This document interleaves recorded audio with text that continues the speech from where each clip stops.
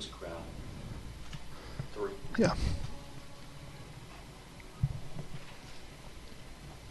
Hey, guys. 2009. 2009. Thank you.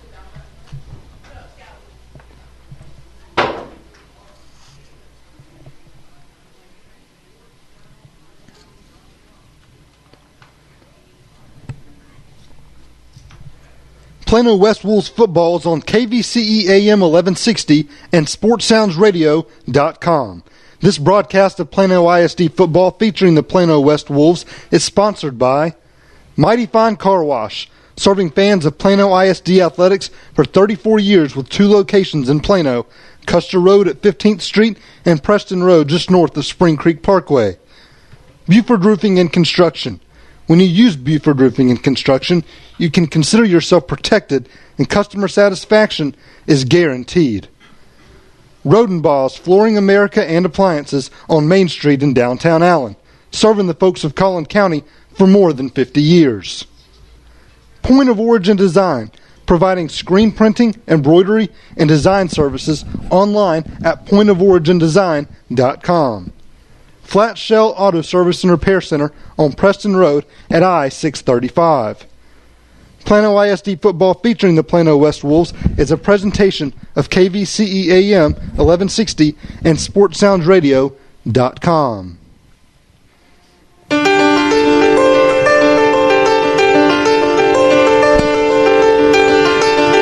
2 weeks ago, Plano East's valiant comeback in the fourth quarter fell short in a 44-34 loss to the Saxe Mustangs.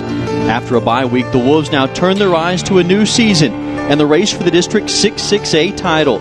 Tonight from Kimbrough Stadium, East meets West as the Plano East Panthers and Plano West Wolves continue their rivalry in the district opener. Hello, everybody. Reagan Ratcliffe and David Collier with you on a terrific night for football here in North Texas. Plano West comes in at 1-1 in non-district action.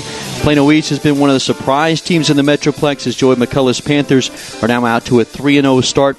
The Wolves now looking to rebound from a tough loss 2 weeks ago against a talent-rich Saxe team. And, David, they're really hoping that bye week that they had last week pays off in big ways as the race for that district title begins tonight. Oh, no doubt about that, Reagan. Last time we saw these Wolves, they fell up short 44-34 to a very speedy Saxe team. That was really the story of the game. They gave up 294 rushing yards, including 101 yards to the quarterback, Jalen Maiden. But on that same note, Plano West really couldn't get anything going on the ground. So that's going to be a big key tonight. Bye week couldn't have come at a better time. It's probably not the best place 2 weeks in, but at the same time, an opportunity after a loss to regroup, see what this team needs to work on, fix those things going into district play. Well, 1 year ago, this is a Plano East team that suffered a 1-9 season. It was Joey McCullough's first year as the Panthers head coach. And, boy, it's a different story this year for the Panthers. A team built around tremendous athleticism, and now a team that's beginning to get some veteran leadership. No doubt about that. You look at what they have defensively, 9 starters are seniors. And you look on the offensive side, 6 seniors are starters on the offensive side of things. So you look at that experience that they have, a lot of guys that have played a lot of snaps. You add in a couple of big-time playmakers in the junior class, and then a sophomore running back by Jonathan Metters that is a very impressive player in his own right. It's a pretty good group to build around and a ton of experience that really can't be overstated, particularly when you're in these rivalry games, especially in district play. Well, Plano West, when you talk about they had that bye week last week in their schedule, everyone else in District 6-6A began their trek towards a district title and trying to get one of those top 4 spots to get into the playoffs. That all started last week. For Plano West to get back to the playoffs, it would be 4 consecutive years if they could find a way to get into the playoffs this year. That journey starts tonight, and it should be a tight finish from start to finish in this district race. Oh, no doubt. It's going to be a fun one to watch as the season kind of goes on, and you start to see what teams are really made of. I mean, you mentioned 4 teams are going to make the playoffs from this district. You have Allen. We all know they're going to the playoffs, so that leaves 3 spots. Who's it going to be? Obviously, the team they're going to see tonight in Plano East, a much-improved ball club from a year ago, off to a 3-0 start. Got to win in district play last week as well. So they're looking to get some big things going. And Plano West is also now, they look and although you have the bye week, you're sitting there, you're seeing some teams ahead of you in the standings just because you haven't played a game. And so you need to get every win when it's possible. And if this is a fourth quarter game where maybe one or two plays decides it, that could be the difference when it all said and done. We're looking in November whether they make playoffs or not. Yeah, well, it is Plano West and Plano East tonight from Kimbrough Stadium. And when we come back from the break, we'll take a look around District 66A and tell you what's on tap for tonight. We'll also give you an inside look at some of the marquee matchups around the Metroplex this weekend. That's coming up next on the Buford Roofing pregame show on KVCE AM 1160 and SportsSoundsRadio.com. My name is Maury Buford, owner of Buford Roofing and Construction. Being a former NFL player for the '85 Super Bowl champion Chicago Bears, I understand the meaning of teamwork. Replacing your roof is a total team effort from the moment one of our representatives steps foot on your property until the final inspection is made. Mention this ad and receive up to $1,000 off your roof replacement. What are you waiting for? Call us at 817-329-ROOF or go online at BufordRoofing.com. Let's say you want to repair your own credit. Maybe you think you can just cut out that charge-off. Pound that tax lien down so nobody will notice it, and slap up a new coat of paint and hang some new drapes, and lenders won't notice those judgments, slow pays, and collection accounts. If your wife makes you watch DIY or HGTV, you might think repair work is something you can do yourself. But ever notice how those do-it-yourself shows always have pros come in and do the hard work? When it comes to your credit report, let the heavy hitters at RepairMyCreditNow.com go to work. They specialize in credit repair, restoration, and education. So if you're tired of living with bad credit, log on now to RepairMyCreditNow.com. You don't have to live with bad credit, and you can start the repair process by logging on RepairMyCreditNow.com. In fact, log on right now and get your free credit report repair evaluation from RepairMyCreditNow.com. Don't try to do it yourself. Is that blood? Log on now to RepairMyCreditNow.com. Good advice is sometimes hard to come by. It is helpful to have a financial professional on your side to help you organize your goals and have a better understanding of the pros and cons of any financial decision. At Vivid Financial Group, we focus on working with you to meet your financial goals and provide the advice that can help minimize the hazards you may face. Visit us online at vividfg.com or give us a call at 817-329-5081. Shell experts here with a pitching machine and a shield to demonstrate the importance of protecting your engine. Think of me as an engine. The Shield is new Shell gasoline with 20% more nitrogen and rich cleaning agents than before. And the baseballs are gunk that attack intake valves and fuel injectors. Come on, gunk, is that all you got? Gunk is out of here. New Shell nitrogen-enriched gasolines. No other gasoline protects your engine better. For quality auto service and repair, see the folks at Flat Shell on Preston Road at I-635.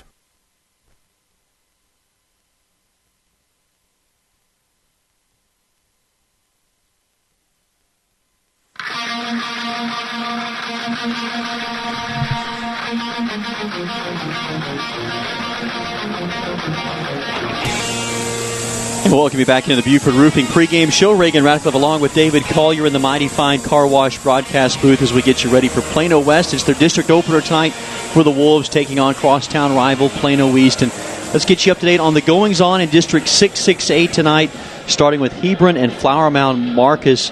It's a Hebron team that upset Plano last week in the district opener 35-28, while Marcus is out to an impressive 3-0 start with wins over Mansfield, Arlington, and Louisville.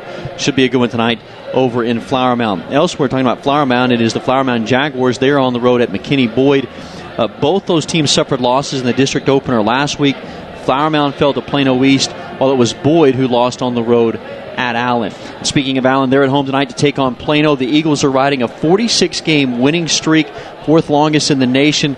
Last time these two teams met, it came 1 year to the day. Allen ran away with that one over Plano, 42-3. For Plano, they're trying to knock off the Eagles for the first time in 10 years, the last time that Plano defeated an Allen football team. That's a look around District 668 tonight. Of course, this one here, Plano West, Plano East from Kimbrough Stadium on an absolutely gorgeous night for high school football.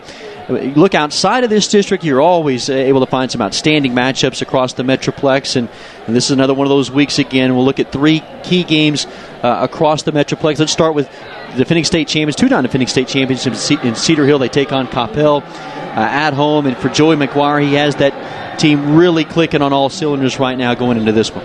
There's no doubt about that, Reagan. You look at the Cedar Hill team. They've looked mighty impressive so far this season. They come into tonight 3-0, coming off a big 20-10 win last week over Skyline. And they really showed in that win against Skyline how good they can be defensively. And that's going to be a real big key tonight. Last week, the Longhorns held Skyline to 3 for 15 on 3rd and 4th down. So that's going to be a big key in this one for Coppell, which is looking to bounce back from a one-score loss to Broken Arrow in Oklahoma last week. So it's going to be a fun one to watch between two good teams and a Cedar Hill team that just seems no one can slow them down.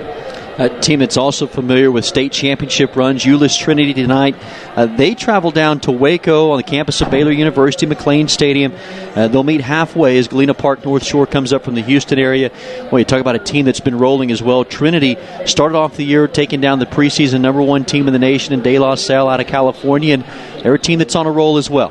Yeah, surprise, surprise. Euless Trinity comes in with a big target on their back. It's the same thing every single year, it seems like. And, this week they're ranked number 10th nationally in the Max Preps National Composite Football Rankings. Coming off a tough game at AT&T Stadium last week, which saw them come on top of Lancaster, a team we'll look at here in a second as well. They won that game 26-14. They pride themselves on their defense. The running back DeJon Garrett has been pretty impressive as well. He totaled 252 rushing yards and 4 touchdowns this season. So when you look at their opponent, like you said, North Shore coming up from the Houston area, they come in with a 1-2 record, but a team that's still very talented, a team that could give Euless Trinity a game. It should be a fun game to watch between a team from the Metroplex and Houston. There's always that rivalry. Which one's better? This is going to be a fun one to watch. Another one, we go from the Class 6A rankings down to 5A. You just talked about Lancaster. For Lancaster, a team that's had a chance or has been in the state championship game a couple of years back, and they're looking to get back there this year. A good one tonight over in Mansfield at Newsom Stadium between Lancaster and Mansfield Lake Ridge. Yeah, they come in off that tough loss I mentioned to Euless Trinity. But although they didn't win the game, maybe that gives them some confidence. Going against a program like Euless Trinity, just having a ball game, having an opportunity to win it late, maybe that gives them a little bit of an edge tonight. Quarterback Ryan Ross, who transferred from Kimball, continued to show how good he can be last week. Total 278 yards through the air, tacked on a couple touchdowns as well. And defensively, this team's really playing well too. They'll have to continue that complete effort again tonight against the Lake Ridge team, who's led by Jet Duffy, a very fitting name for one of the best dual threat quarterbacks in the area. He totaled 4 touchdowns a week ago, including a 51-yard run that was mighty impressive as well. And he's undoubtedly going to be tough for this Lancaster defense to slow down. And then you look defensively for Lake Ridge. They're going to have to, take down a team they're very aggressive with their front seven. They're led by Arizona State commit Lauren Mondi at linebacker, and he's a real guy that's trying to get that physical, aggressive nature started, create some turnovers, and see what can happen. Should be a fun one to watch as well in Waco. A lot of great games around the Metroplex. We keep you up to date with those scores during the halftime show tonight. Those 3 games we previewed, as well as what happens tonight in District 6-6A. We'll keep you all up to date on that during the halftime report tonight. Here it is Plano West and Plano East in the district opener tonight for the Wolves. As for Plano East, they won last week over Flower Mound. They're 1-0 in district. The Wolves get things going tonight. So when we come back, we'll take you inside the keys to tonight's game for Plano West as they get ready to take on the Panthers, and that's coming up next on the Buford Roofing pregame show on KVCE AM 1160 in Highland Park and SportsSoundsRadio.com. My name is Maury Buford, owner of Buford Roofing and Construction. Being a former NFL player for the '85 Super Bowl champion Chicago Bears, I understand the meaning of teamwork. Replacing your roof is a total team effort from the moment one of our representatives steps foot on your property until the final inspection is made. Mention this ad and receive up to $1,000 off your roof replacement. What are you waiting for? Call us at 817-329-ROOF or go online at BufordRoofing.com. Candlewood Suites Fort Worth West is a quality, award-winning extended stay hotel offering daily, weekly, and monthly rates. Guests rank us 4.8 out of 5 stars. Our 80-suite hotel offers guests the comforts of home, from premium beds and custom-designed kitchenettes to free high-speed internet and guest laundry. Our hotel is clean, energy-efficient, and pet-friendly. Candlewood Suites Fort Worth West is an excellent choice for relocations, TDY assignments, training classes, and business and leisure travelers. It is also a wonderful choice for a family getaway, as we are nestled right in front of Dallas-Fort Worth's premier water park, Hawaiian Falls. Come stay with us and enjoy all there is to do and see in West Fort Worth. At Candlewood Suites Fort Worth West, we are committed to community. We proudly serve Tarrant County College, Lockheed Martin, and NAS Fort Worth Joint Reserve Base. Thank you for your service. Book reservations today at CandlewoodSuitesFortWorth.com. That's CandlewoodSuitesFortWorth.com. Point of Origin Design is your one-stop shop for all your apparel, promotional, event, or team uniform needs. Point of Origin Design is a full-service design and logo creation company that offers a wide variety of imprintable and embroidered products. With competitive pricing and quality work, you can't go wrong with Point of Origin Design. It's always best to start at the right point, so visit them online at pointoforigindesign.com. Let them help you plan your next promotional item or design your next t-shirt. That's online at pointoforigindesign.com.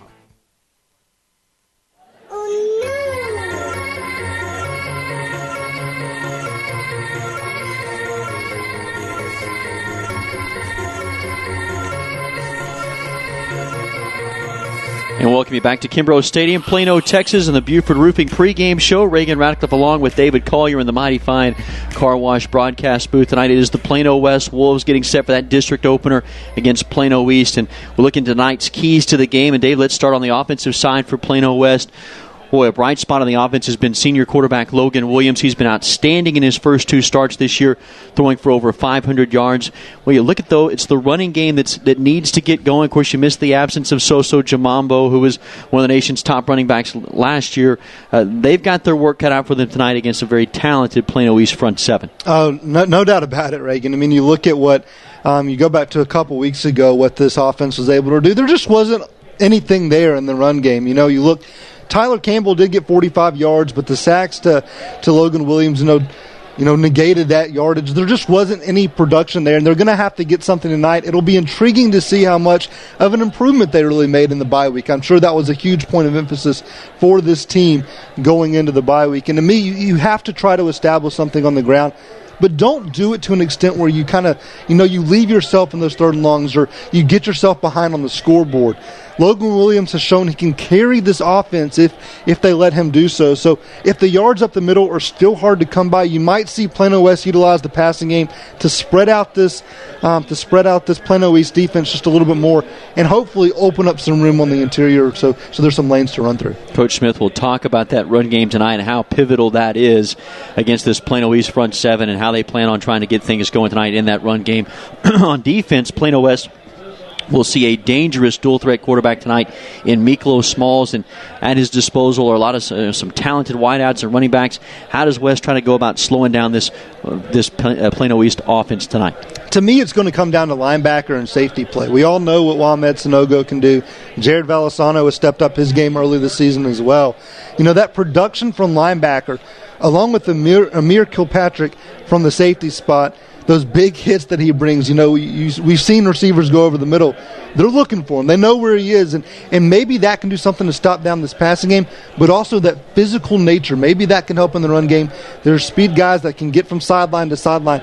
That's going to have to be, on point tonight for Plano West to really slow down this defense. And at the same token, however, Plano West is going to have to generate some semblance of a pass rush. They're going to have to get in Small's head, make him make quick decisions. I know Plano East head coach Joey McCullough told you earlier this week, he kind of raved about how much time Small spends in the film room really studying the game. So you can't really allow him to just sit back there, well protected and pick apart this secondary. You're going to have to get in his head, make him make quick decisions. And then lastly, it's the old, the biggest, cliche in the book. It's the turnover game. That's what this Plano West defense has been all about, dating back to a year ago. That's their bread and butter.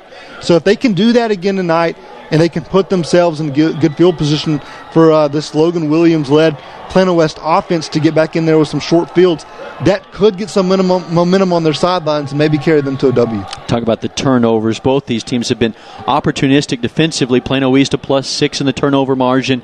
As for Plano East, they've been one better. They've been a +7 in that turnover margin here in the early part of the 2015 season. Well, we are just about 10.5 minutes away from kickoff between Plano West and Plano East, and coming up next we'll hear from Scott Smith about the benefits of last week's bye and how they hope to contain Miklo Smalls and this Panthers offense. That's coming up next on the Buford Roofing pregame show on KVCE AM 1160 and SportsSoundsRadio.com. Certified Senior Advisor. I've been working with seniors for 10 years in Texas and Oklahoma, helping them with financial issues, home finance, helping them to restructure their life. Save their home, save the farm, that's what I do. I teach them, I help them, and I work with them. You can look me up on jimblythe.net, or you can call me at 214-502-4600. That's 214-502-4600. Hi, this is Gail Washington, a veteran of the United States Air Force. If your desire is to work on aircraft or fly them, Tarrant County College has a program for you. Our Center of Excellence for Aviation, Transportation, and Logistics offers a 2-year Associate of Applied Science degree, a certification in aircraft maintenance, or our Professional Pilot Center training. All Tarrant County College aviation programs are under one roof, along with the Logistics and Supply Chain Management program, which includes warehouse and transportation management, avionics technology, airframe maintenance, and advanced composite technology. Core academic areas are also offered at this facility to support degree-seeking students.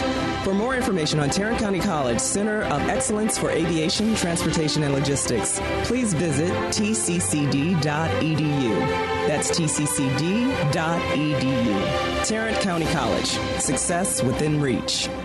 Rodenbaugh's, located at 102 West Main Street in Allen, has all of your appliance and floor covering needs. Rodenbaugh's offers expert sales and installation on carpet, wood, ceramic, marble, and vinyl flooring. The appliance showroom displays state-of-the-art name-brand home appliances.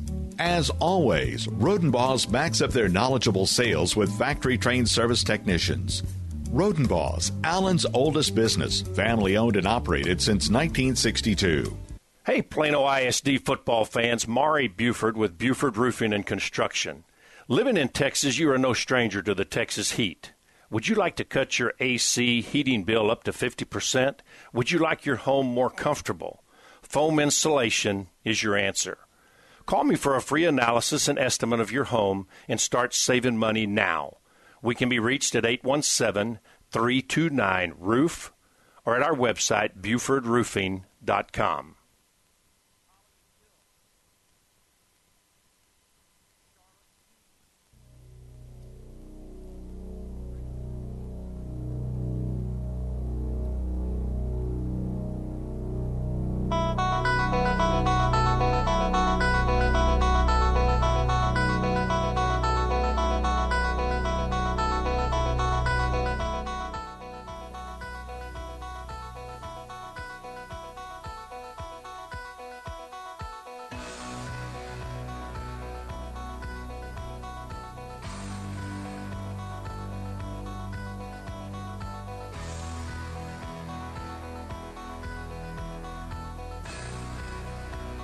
A fight, and you can win a lot of games with guys that got some focus and some fight about them, and I was really proud of the way we were able to regain our composure and get back into it there in the fourth quarter. And we did come up a little bit short, and we talked about being able to finish, but man, I was really proud of our guys giving us an opportunity there at the end.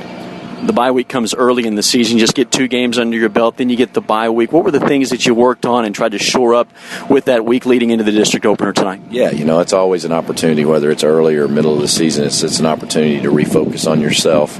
And so we did a little bit of that. We did a little bit of soul searching and looking at what we do and trying to refine some of our run blocking schemes that we felt like we needed to be a little bit better at. Defensively, we talked a lot about our communication process because we popped a few things communication-wise things that we didn't on the defensive side of the ball. And then we went back and focused, obviously, on our special teams. They had a couple of big plays against us in the special teams, and so we went back. Those are kind of the three areas that we focused on this last week, and feel really good about where we finished on Thursday of last week. And then, we go back to work on Monday this week towards Plano East, and excited about the week we had at work. But, 7:30 is when tonight's when everything gets rolling. So we'll see how we did.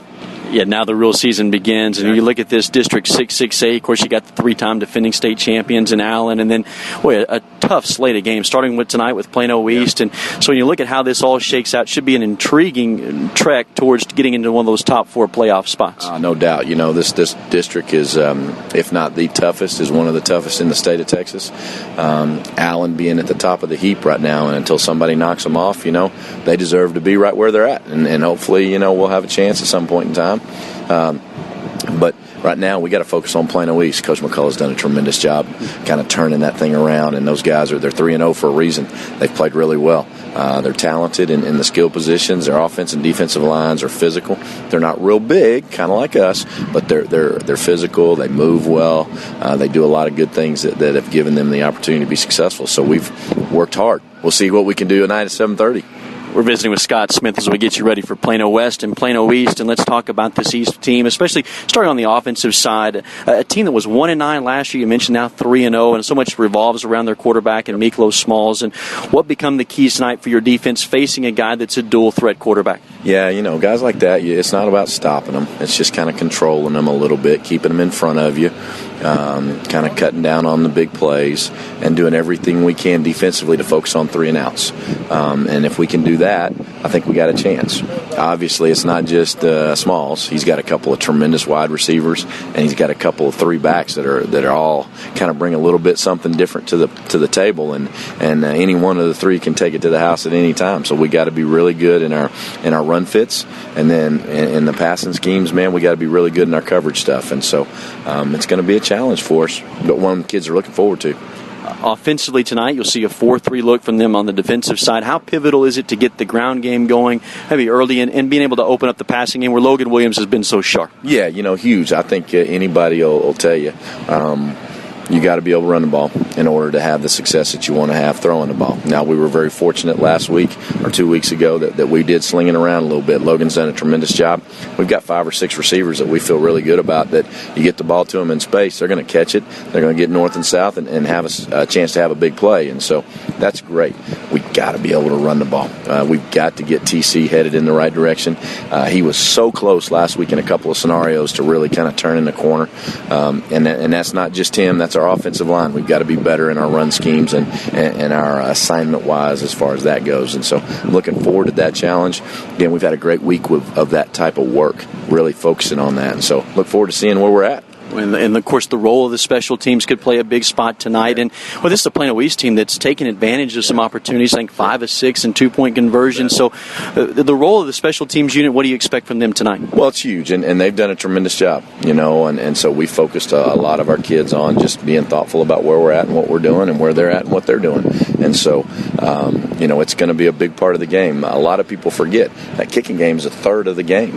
From a play standpoint, it's about a third of the game. And so you better be really good in it. And we've done a good job. Our kids have done a good job. We're excited about where we're at. We've had a couple of miscues, but we felt like those are things that are our fault and we got better at. So it's going to be a challenge to slow them down on their kicking game, being thoughtful about all their 2-point stuff. They do a good job with that. So we're looking forward to seeing what we can do. Coach, always enjoy the visit. We appreciate the time. Best of luck tonight in the district opener. Appreciate you. That's head coach Scott Smith. It's Plano West, Plano East, the district opener for the Wolves at Kimbrough Stadium. The starting lineups are coming up next. This is the Buford Roofing pregame show on KVCE AM 1160 and SportsSoundsRadio.com. Want a clean car? You'll have one when you use Mighty Fine Car Wash. Go with the pros that have been cleaning cars for over 34 years. Mighty Fine Car Wash offers both fast lane exterior and full service washes. You'll always get a top quality wash quickly and at a fair price. Same owner, same phone number for over 34 years. Mighty Fine Car Wash with 7 DFW locations, including Custer at 15th and Preston Road just north of Spring Creek and Plano. Mighty Fine Car Wash.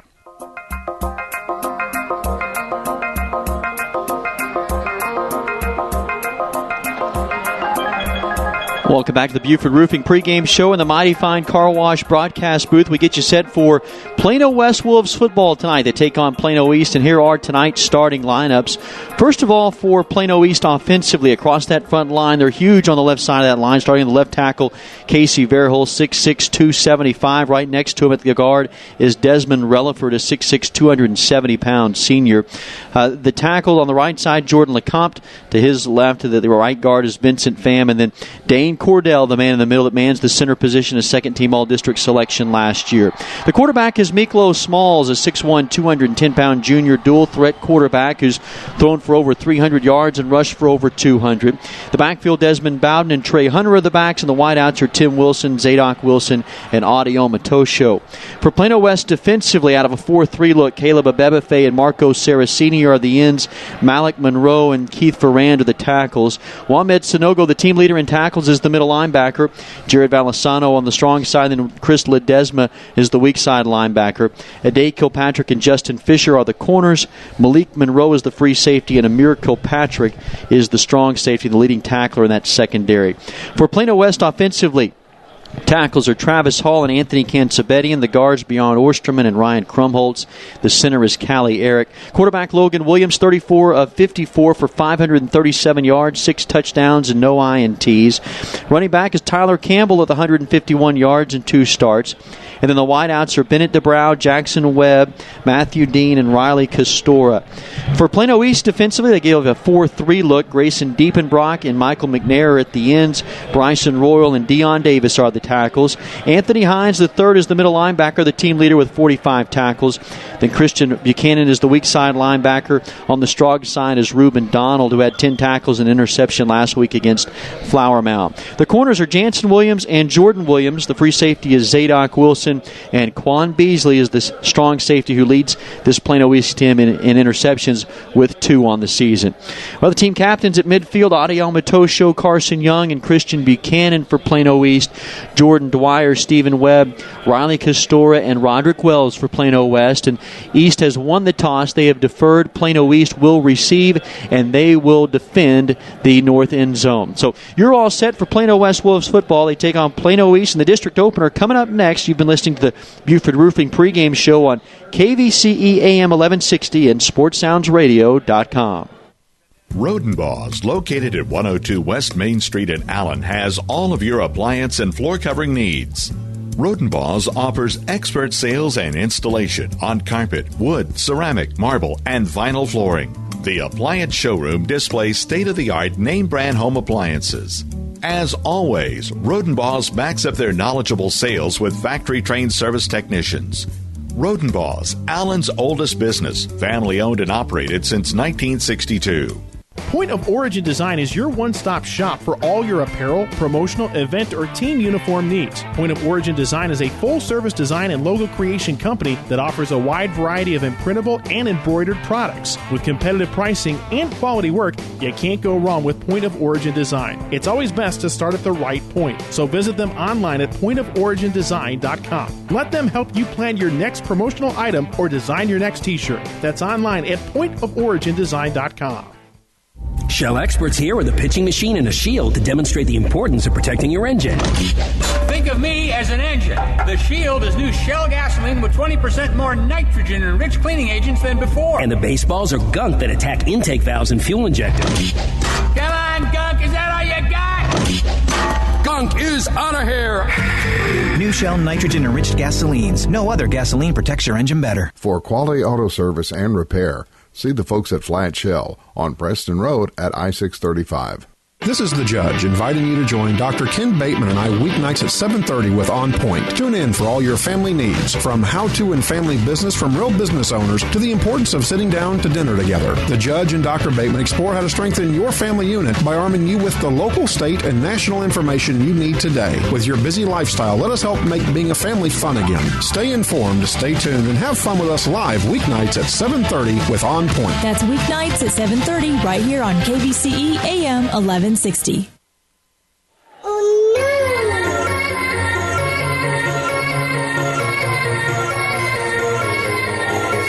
From Kimbrough Stadium in Plano, Texas, it's the district opener for the Plano West Wolves as they get set to kick off against the Plano East Panthers. Hello, everybody. Along with my broadcast partner, David Collier, I'm Reagan Radcliffe. It is a terrific night for football here in the Metroplex. 90 degrees, clear skies, about a 9-mile-per-hour wind tonight out of the southeast. Well, Plano East comes in at 1-1 after a sound 44-34 loss to Saxe 2 weeks ago.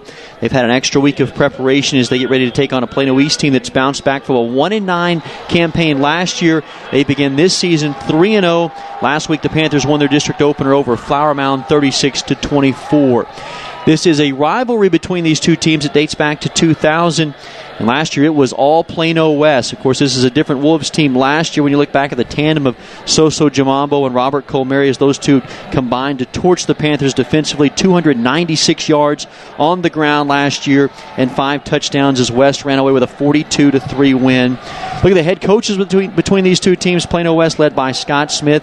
10 years at Lake Highlands before arriving at Plano West. 54-48 overall. Joey McCullough, he's a familiar face at Plano West. Spent 12 years there as the offensive line coach and assistant head coach before taking the reins last year at Plano East. He's got the Panthers out to a 3-0 start this year.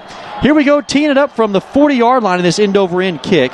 Drives the Wolves' Austin Johnson all the way back to the back of the end zone. He's going to bring it out across the 5, the 10, inside the numbers to the 15-yard line. Ashton Johnson fielded that football at the very back of the end zone, brings it out, and the Wolves will take over 1st and 10, traveling left to right at their own 15-yard line. Yeah, we'll see early on if this ground game for this Plano West offense can get going, but they're going to be, like we saw a couple weeks ago, deep in their own territory to start things. Probably not the greatest decision to bring that one out over the shoulder catch in the end zone, but Plano West, we'll see what they can do early on, see if they can build some early momentum. Plano West tonight in the white jerseys, white pants, blue numerals and letters, the black helmets with the white Wolves logo on each side. Logan Williams operates the offense out of a 2-back look. 4-down lineman for East, inside give, and he is swallowed up right in the backfield, back at the 13-yard line. It was J.D. Manigan who got the carry off right tackle, and he's dropped for a loss of 2. It'll be 2nd down and 12. Yeah, they gave him a pretty favorable spot and gave him back to the line of scrimmage, but there you go, first time out. See if anything's there. Nothing on the first play here, and likely go to the air here on 2nd down. Plano East tonight, solid black jerseys and pants, white numbers, the gold chrome helmets. They now shift to a 3-man front defensively up front. Handoff, inside give, and barreling his way to the 20-yard line. This time it is Tyler Campbell with his first carry, and it's a pickup of about 6, and it will give Plano West now a manageable 3rd and 5 from their own 20. Yeah, that's all you're trying to do. Just stay in 3rd and manageable situations. You saw so much a couple weeks ago. It was 3rd and long with that ground game really non-existent. That's what they want to stay out of tonight. We'll see if they can pick it up. 3 wides into the wide side of the field up top. 1 lone receiver at the bottom. Logan Williams gets the snap. Speed option, right side. Campbell's hit the backfield, back around the 15. About 4 black jerseys were there to meet him. Led by East, it was Bryson Royal, the first man there. Christian Buchanan got there from his linebacker position, and it's a loss of 4. It'll be a 4th down and 9 for the Wolves, and here comes the punting unit. Yeah, that was a really nice job by Royal. He forced Logan Williams to make the pitch and then covered the pitch as well, just about as well as you can do it defensively. Good start for Plano East. Bad start for Plano West. We'll see if their defense is able to hold up here because Panthers are about to get really good field position. Alistair Stark stands back at his own 2-yard line. He has to punt this one into the teeth of a wind, about 10 miles per hour tonight out of the southeast. He gets this one away. It's a wobbly kick, but a good one. We'll come down to Zadok Wilson in his own 47-yard line. He is upended right there immediately. Stopped dead in his tracks. And the Wolves will turn this ball over to Plano East, and the Panthers will have it 1st down and 10 at their own market at their own 46-yard line. Yeah, we'll see early on what this quarterback for Plano East, Makilo Smalls, we've been all talking about him all week, the playmaker that he can be. He's been tearing it up so far this season. We'll see what Plano West has in store for him defensively here on the early going. Makilo Smalls comes out, 2 wides to the right, 1 left, 2-back set. Handoff, stutter step, trying to get outside and spinning across to the 41-yard line. That time it was Desmond Bowden, a senior transfer out of Prime Prep, who gets forward for a gain of close to 5. And it will be a 2nd down and 5 from the 46-yard line of Plano West. For Smalls, he is the 3rd brother in the Smalls family to play quarterback at Plano East. His Brother Rico had signed with the University of Virginia out of Plano East, then transferred to Texas Southern. Here, Give on the stretch play, bouncing outside with room to run. Across the 35 to the 30, down to the 25-yard line. This time it's Trey Hunter, the sophomore running back, off left tackle, and now East is on the move deep in Plano West territory at the 25. Yeah, you see the speed that this Plano East team has. This is the second game in a row that Plano West is going against an offense with a lot of weapons that can really hurt you in the open field, and you see what they can do if they get out in space there. Three-man front defensively for the Wolves. Two wides to the right, one left. Two backs with Hunter to the right and Bowden to the left to Smalls, who changes the play at the line of scrimmage.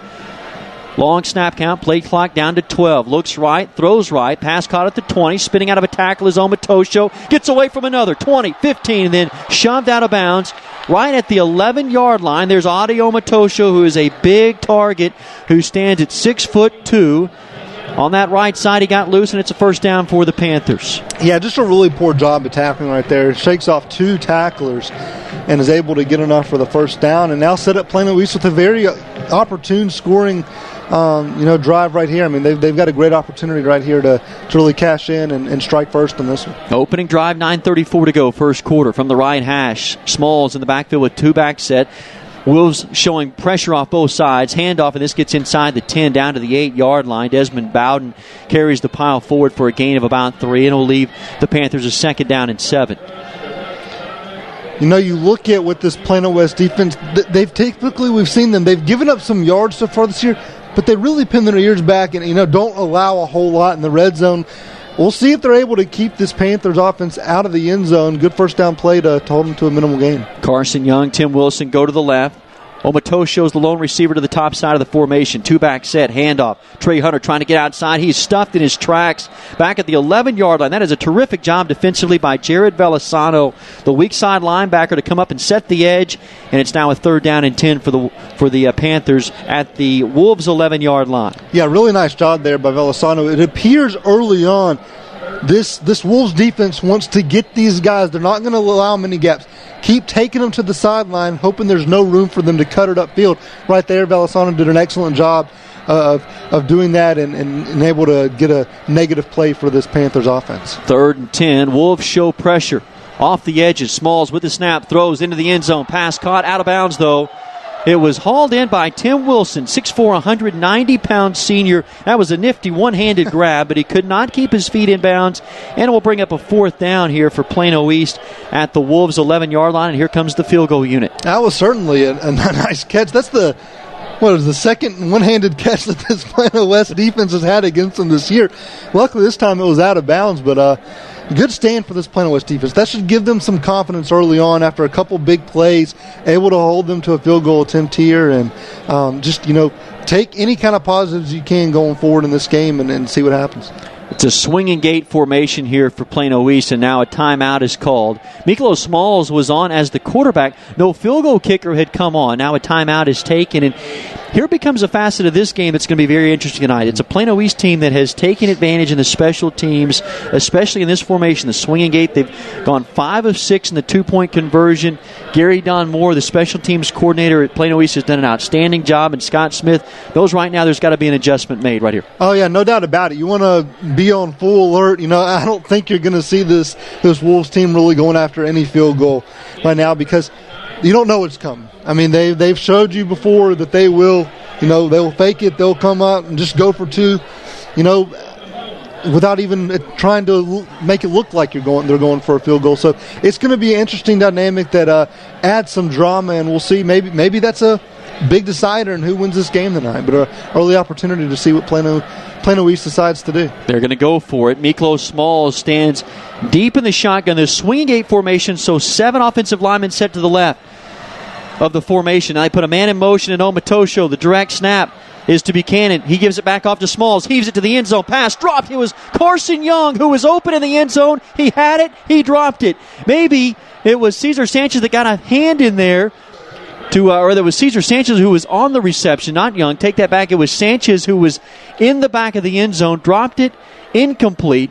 And now Plano West will have it first down and 10 at the 16-yard line, their own 16-yard line, moving left to right.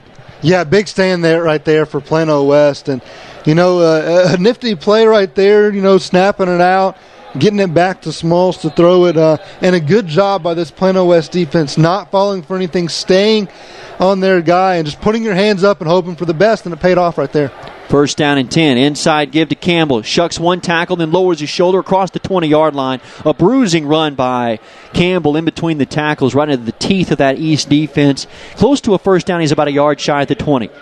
Yeah, good first down run right there. That's what you want to see. You want to be able to get those tough yards. That's only going to help things in this passing game that we see can be very effective. If they can continue to do that, this Plano West offense should put some points on the board. 2nd and 1, 7:47 to go in the first quarter. Here's Campbell who gets the first down yardage on his own. Tough running again. Straight ahead in behind Callie Eric, the center, and beyond Orsterman and Ryan Krumholtz, the guards. It's a first down to the 24. And one thing that you really have to think about as well, when you talk about a guy, in Soso Jamambo a year ago, there really didn't have to be that many holes. He could shift things. He could bounce it outside. Tyler Campbell, he needs the gap. He needs to just get north and south as quickly as possible, and they're doing that. A good job of that early tonight. It's a one-back set. Here they go to Jackson Webb on a sweep, and he gets outside the 35 to the 40, shoved out of bounds at the 43-yard line. It was Jackson Webb who got it on a sweep play, coming in motion that time on a jet sweep, and he gets the first down as the Wolves get closer here into Plano East territory. Yeah, it seems week after week,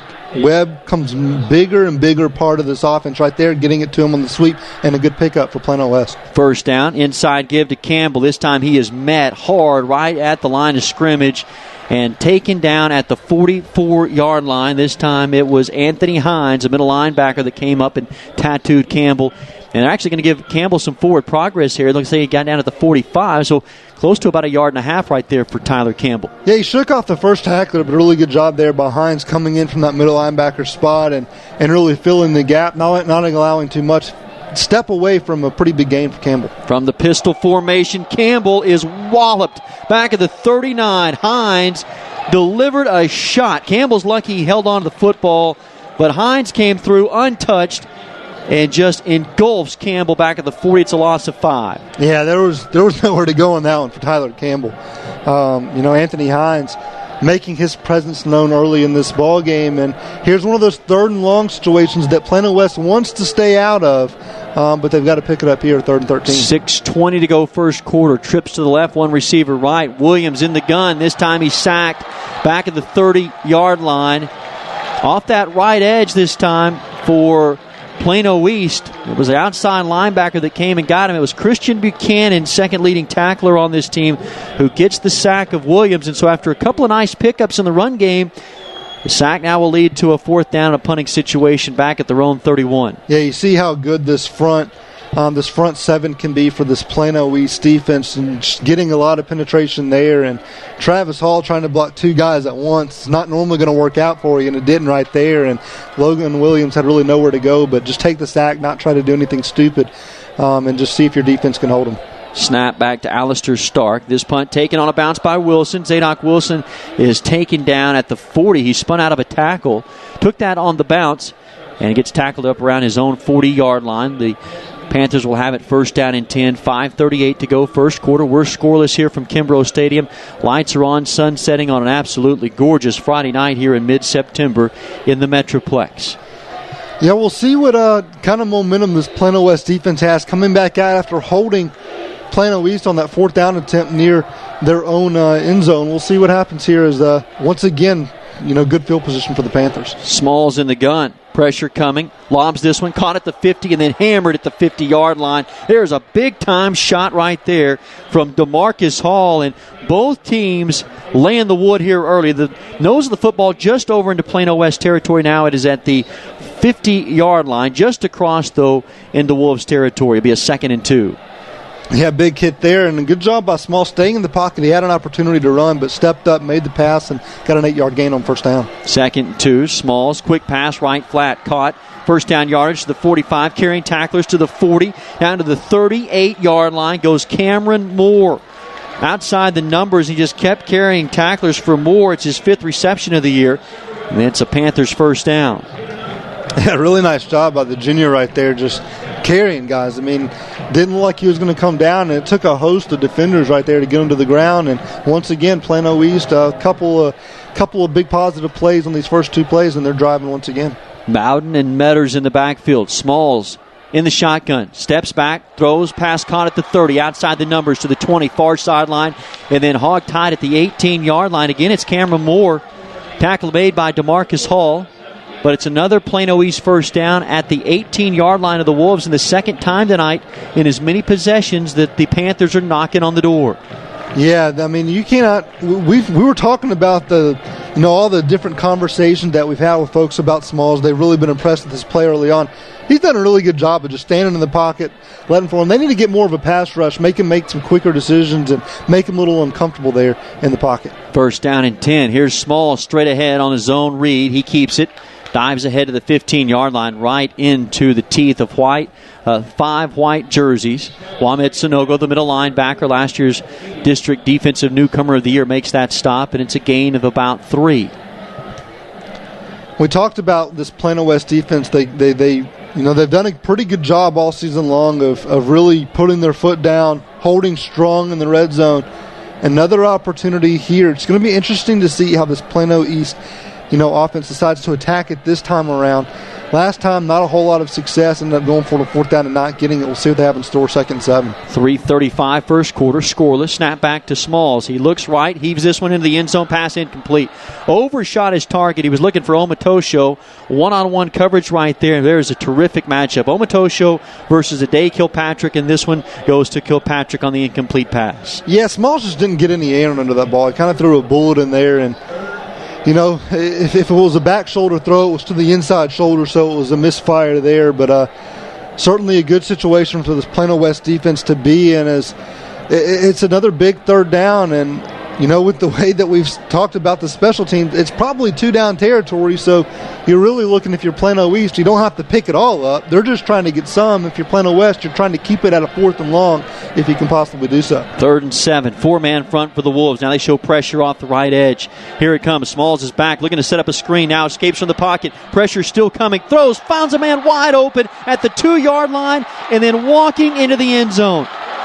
Jonathan Metters, the running back, found an open spot, and credit Miklo Smalls to keep that play alive with his feet. It's a touchdown, Panthers, and it's 6-0 with 3:21 to go in the first quarter. And that was a really impressive play. I mean, you look at what Smalls did there. He was about to be sacked. He was done and could not get, step into that throw at all. That was all just arm strength right there, rifled it across the middle to a wide open receiver.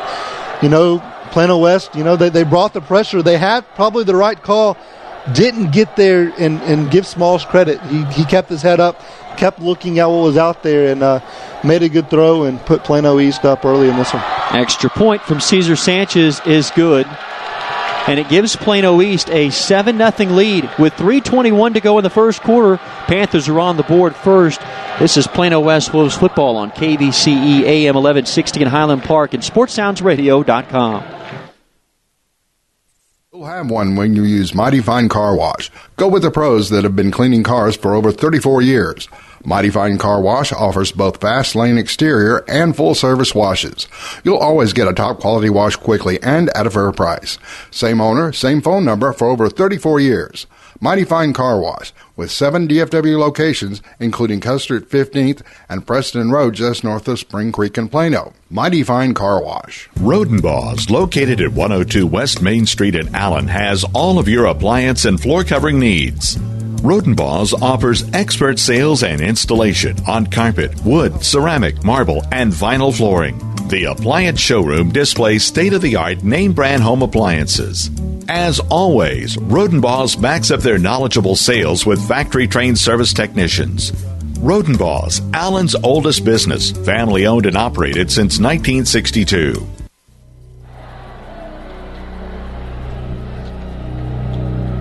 Kickoff for Plano East, and this will come down and bounce out of the end zone. Ashton Johnson will watch this one sail out of the end zone. It'll be a touchback. 7-0 Plano East. 3:21 to go first quarter. And, David, you've got to look at that scoring drive there for Plano East to put their first points on the board of the night. Yeah, 5-play drive, 58 yards, just 2:17 taken off the clock, and it all ended with Mikilo Smalls finding the running back Jonathan Metters on a very nice play.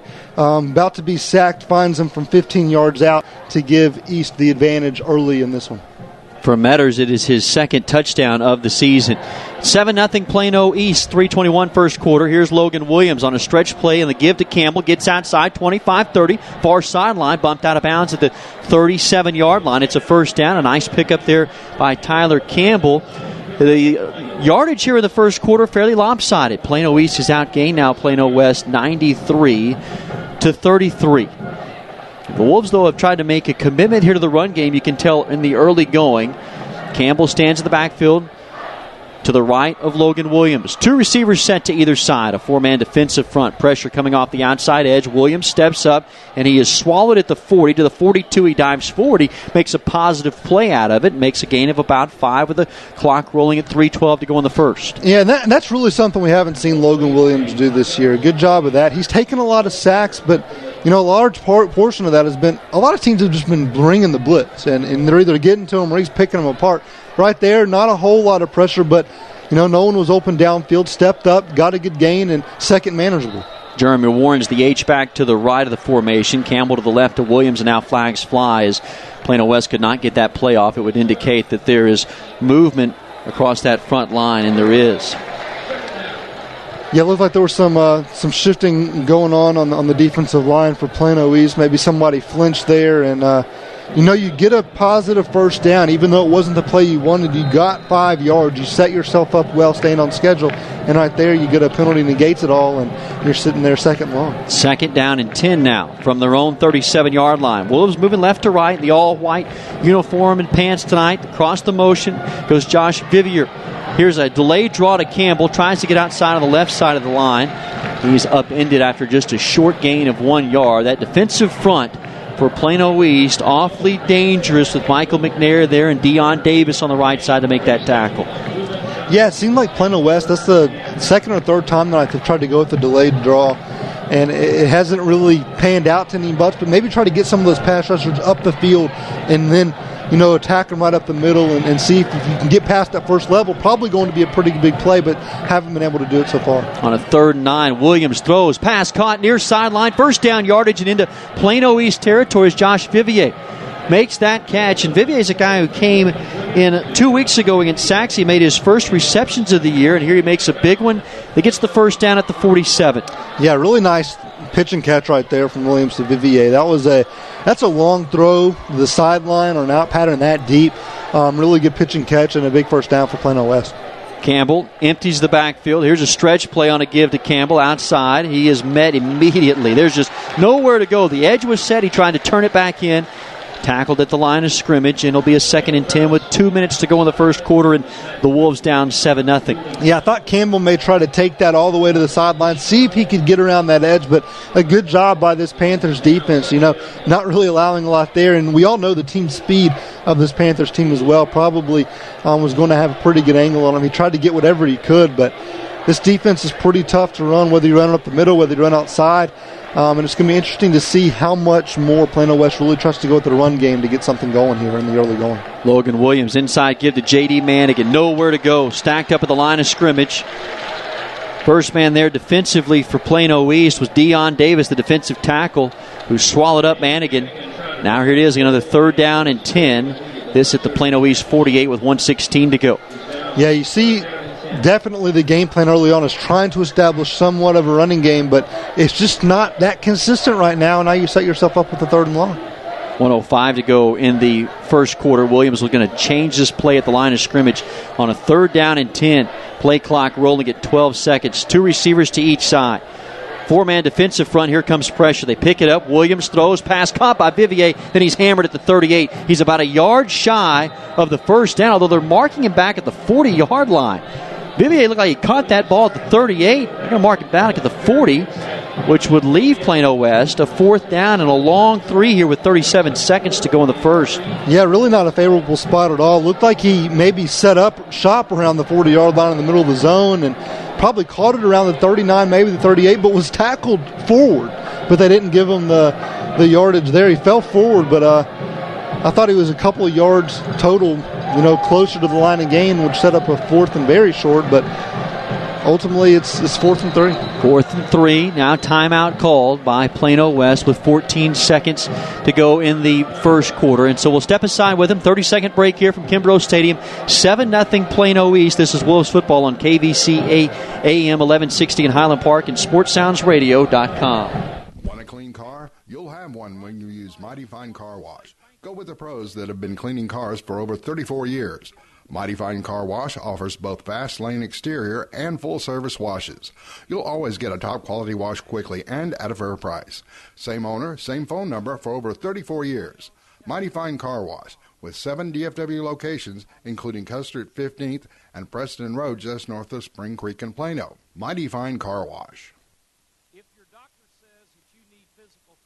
Point of Origin Design is your one-stop shop for all your apparel, promotional, event, or team uniform needs. Point of Origin Design is a full-service design and logo creation. It's a 4th down and 3 for Plano West at the east 40-yard line. They're going to go for it. Williams in the gun, now flags thrown, and a false start up front for Plano West. And that will bring the punt unit on. That has to be a frustrating penalty for Scott Smith and his staff, as it takes away a 4th and 3. They're going to go for it now. Then Alistair Stark comes on, and they'll have to punt this one back to the Plano East Panthers with 13 seconds to go in the first quarter. There's no doubt about it how frustrating that is for a head coach. You know, you look and you have an opportunity, at least, I guess, the positive of this, maybe if your defense can hold them, you can flip the field position on them and see what happens. But a really bad penalty early here for Plano West. Alistair Stark stands back at his own 41-yard line. Pressure on the outside. He gets this one away. It's a wobbly kick.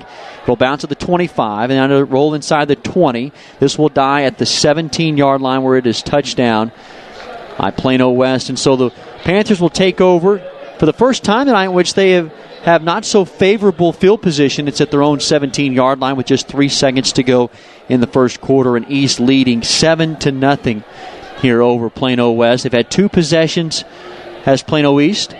First possession got deep into Plano West territory, could not convert, a 4th down and goal, and on the last possession it was Miklo Smalls who found Jonathan Metters for a 15-yard touchdown. Here they operate a no-back set, 4 receivers in a diamond formation to the far side, 1 lone receiver to the left, and a timeout for Plano West. And for the Wolves now, that is their second timeout burn. Now just have 1 left, but maybe a formation there that they have not seen from Plano East. And David Hall, the defensive coordinator, doesn't want to take any chances here in this first half to get behind any further. Yeah, certainly had the numbers over there, and just don't like what you see. You don't want to take any chances. Still, you don't like to burn 2 of your timeouts in the first quarter, but you don't want to get too far behind in this ball game too. You got an opportunity now. If you can get a 3 and out, you flip the field position on this team. Get your offense back out there.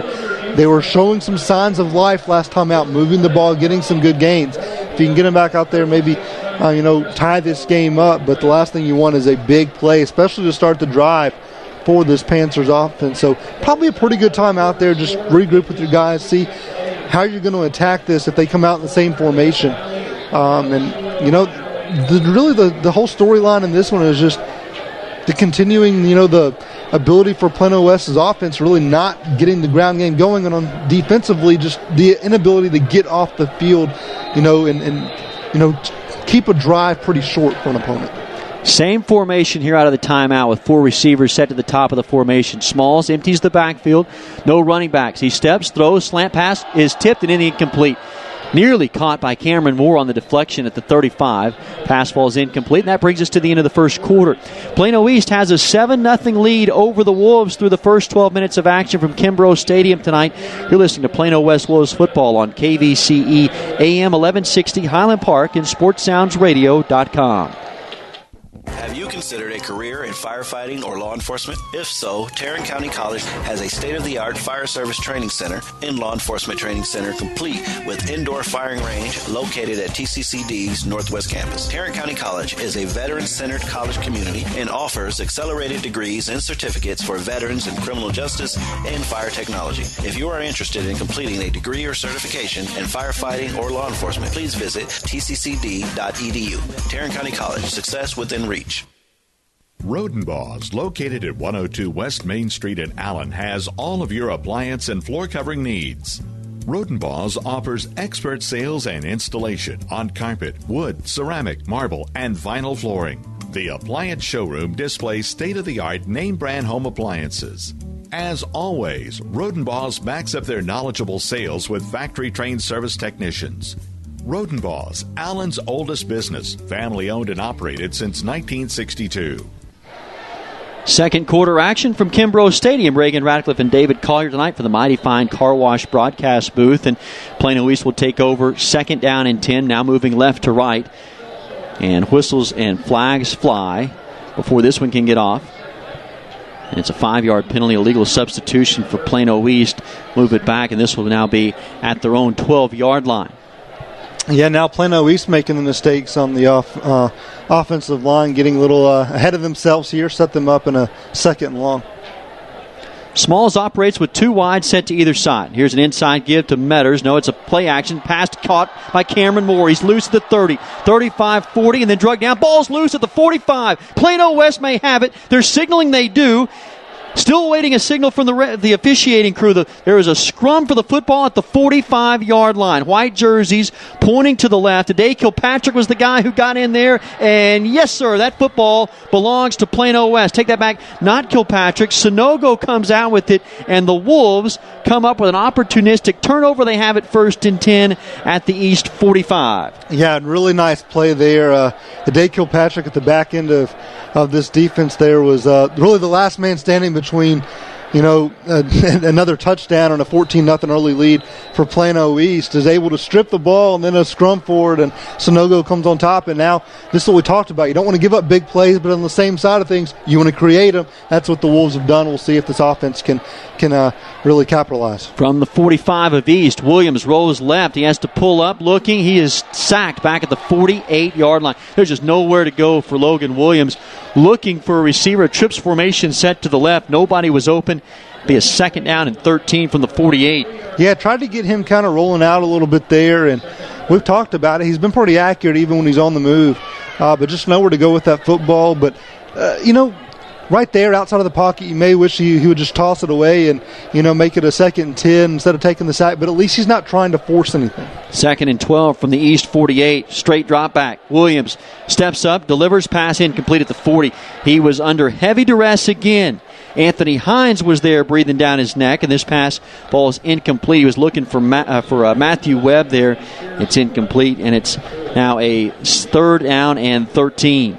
Yeah, this Plano West defense just came into this ball game with a pretty good plan for Logan Williams. They're, not allowing him a lot of time to, really, decipher this defense and see where he wants to go with the football. But at the same time, they're taking away his 1st and 2nd read, and he's not having time to go through those progressions, and that's why he's been rushed so many times. 3rd and 13.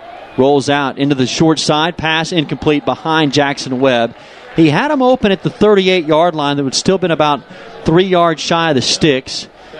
And after the turnover, it's a 3 and out. Here comes the West punting unit back on with 11:01 to go in the first half and down 7-0 to Plano East. Yeah, it was a comeback route for Webb, and it looked like a little miscommunication there between the receiver and the quarterback. Williams thought he was going to sit there, but Webb actually going back in towards the inner part of the field where he had some room. If Williams was able to put it on there, he had some running room, but just a miscommunication, and certainly not a situation you want to see. Here is a fake punt, and it's straight ahead goes Tanner Harmon.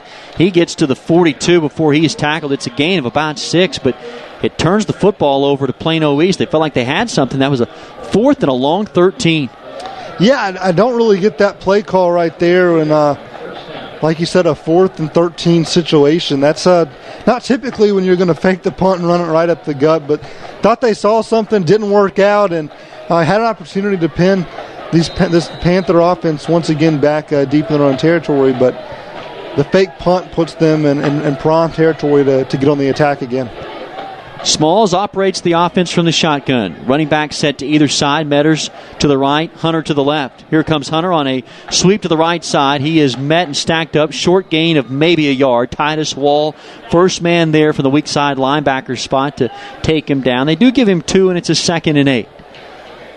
Be spotted at the 44-yard line. Plano East own 44 with 10:38 and counting in the first half, and the Wolves down 7-0. Small stands in the gun. He has two receivers left. Omoto is the lone receiver to the right, matched up one-on-one against Ade Kilpatrick. Pressure shown straight ahead. Here comes Wall. They pick him up. It is Smalls who steps up in the pocket, eludes the rush, now darts ahead to the 50, to the 49. There was a burst of speed by Smalls. He's about a yard shy of the first down, but there is where you see Smalls making things happen with his feet. Yeah, it looked like he was going to be taken down for either a very minimal gain or maybe even in the backfield, but I mean, he turned it on just in the nick of time, was able to get out there and make this a very third and manageable. 3rd and 1. Ball just across the 50, just shy of the 49. 4-man defensive front for the Wolves. Snap back to Smalls at the design quarterback keeper off right tackle. Sonogo takes him down at the 45.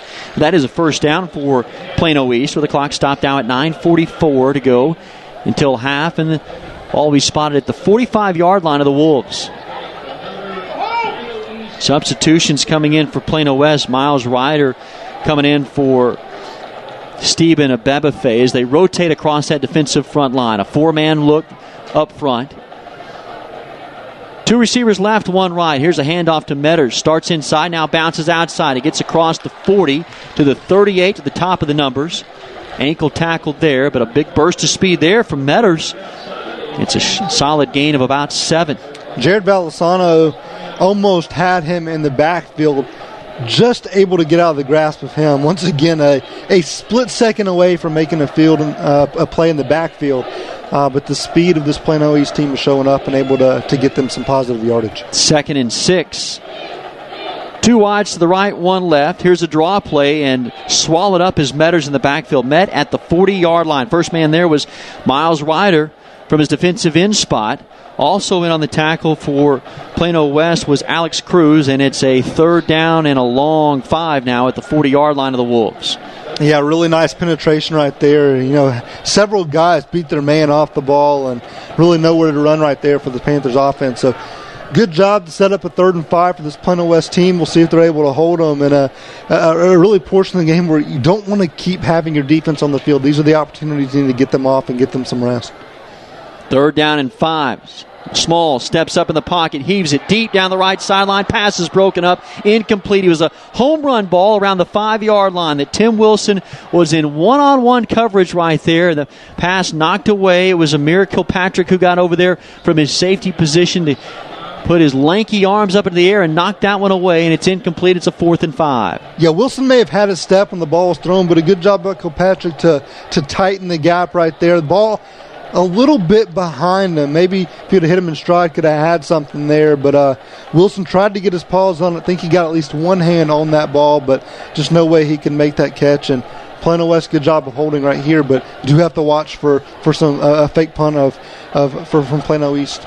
It is Winklow Smalls in the punter formation. He stands up, throws, pass caught, first down yardage at the 30, spinning out of a tackle to the 23-yard line, making that catch for Plano East. There was a Michael Alleman who was there to make that catch, and he was wide open on the left side. And it is East with this special teams unit making things happen. They get to the 23-yard line of Plano West.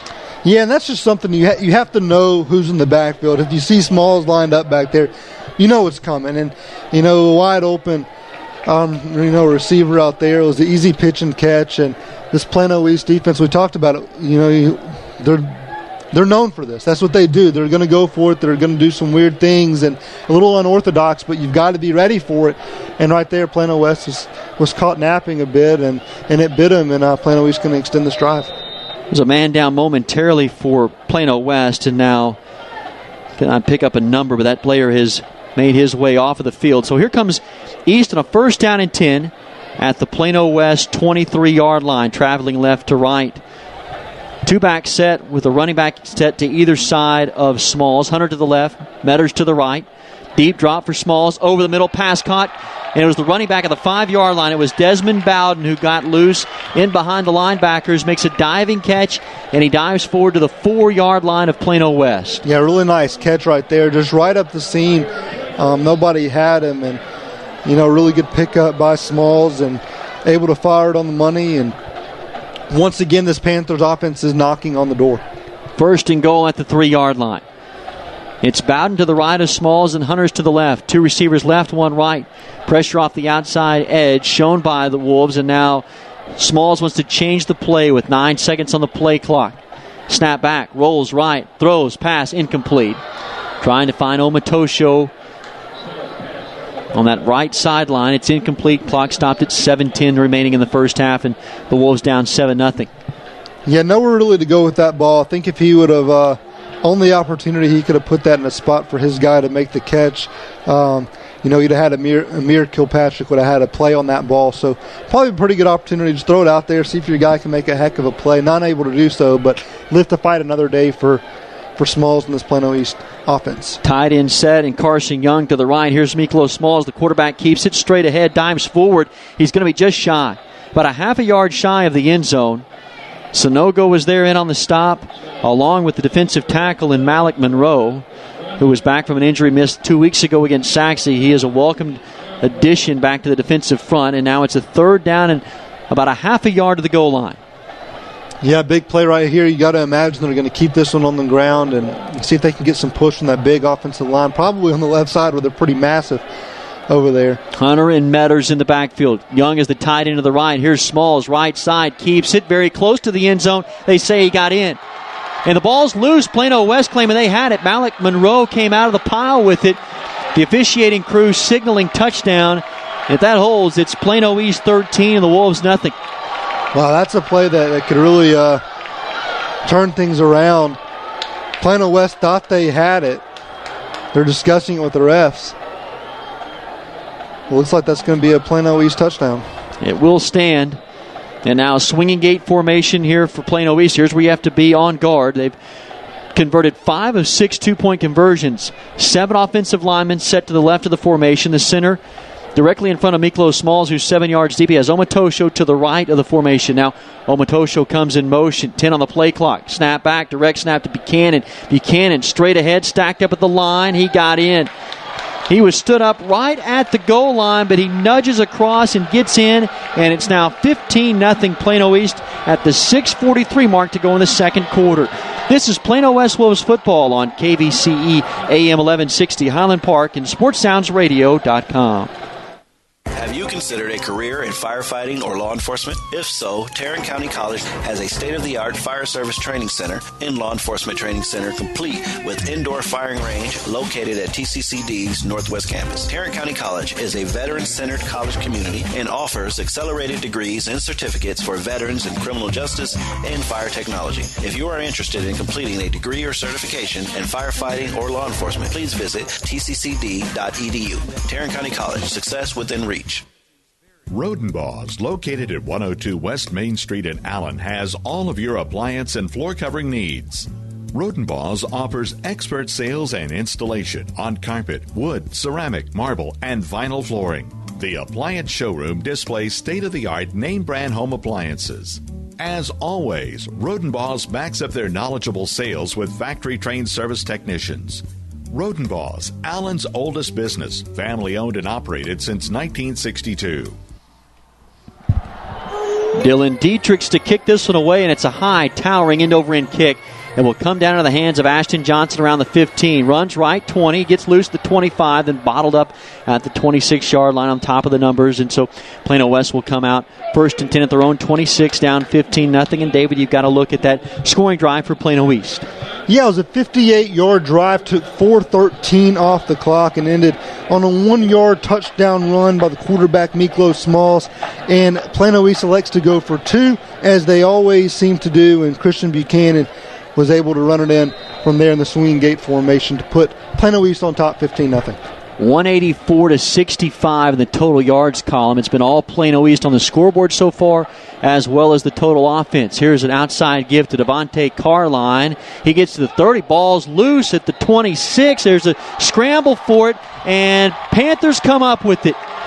It was Christian Buchanan who came out of the pile. Carline was stripped, and Plano East has the football once again deep in West territory. They'll have it at the 26 with 6:27, and boy, that's an absolutely nightmarish way to start that drive. Oh, no doubt about that. When you look at on the touchdown, Plano West thought they got a fumble of their own, which would have been a huge play.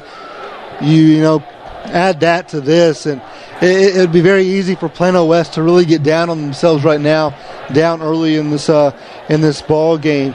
We'll see what they're made of. See if they can hold strong defensively right here and keep themselves in it. Now an unbalanced line. The center in Carson Young is normally the tight end, and he has 7 linemen set to his left. In the slot is Trey Hunter, just to the right of Miklos Smalls. Snap back to Smalls. Receiver set to either side. Throws a slant pattern. Pass incomplete. Looking for Tim Wilson. That is a terrific job of coverage by Justin Fisher to get a hand in there. Knock it away there. It's 2nd and 10. Oh, that was absolutely textbook coverage right there. As soon as the ball gets in, gets his arm in there, swats it away.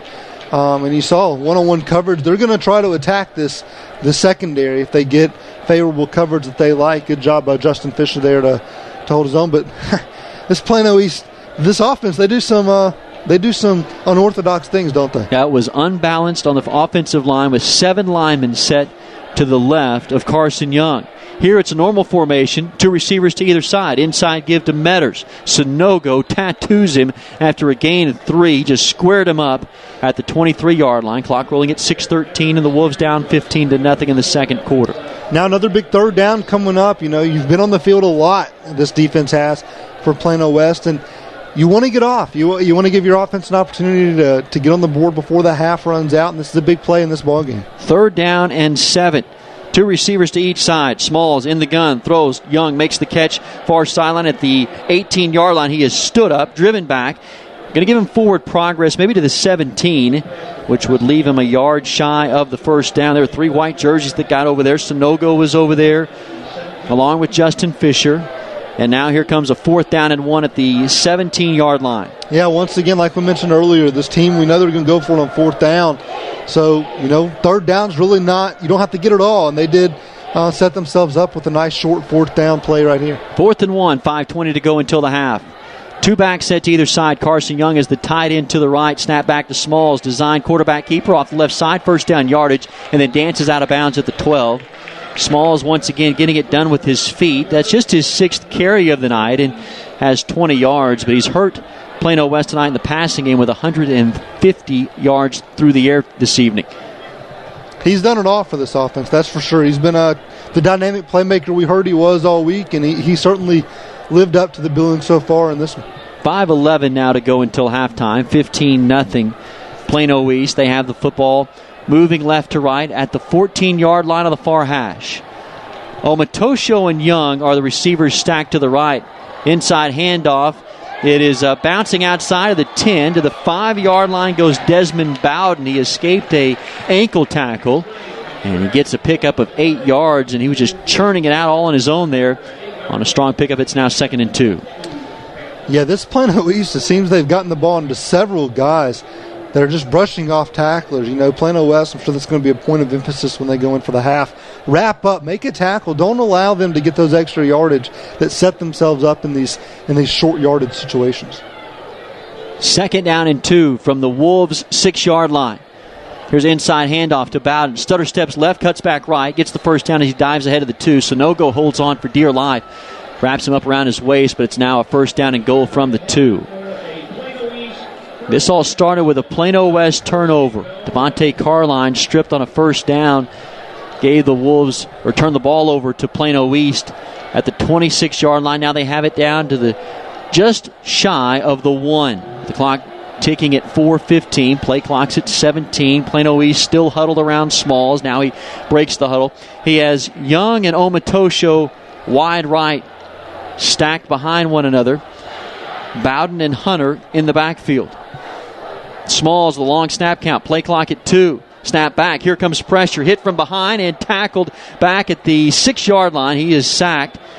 First man there was Chris Ledesma from the weak side linebacker spot. And it's now a 3rd down and goal from the 6. Yeah, really good pressure right there. Coming from both sides. Really, Smalls was lucky to hold on to that ball. Coming away from the his backside pursuit right there, and did a good job of holding on to it, and a good job for Plano West getting a big sack right there and keeping this team out of the end zone. 2nd and goal from the 6. 2 receivers right, 1 left. Here comes a stretch play. Outside goes Metters. He's met at the 5 and then dives forward to the 3-yard line.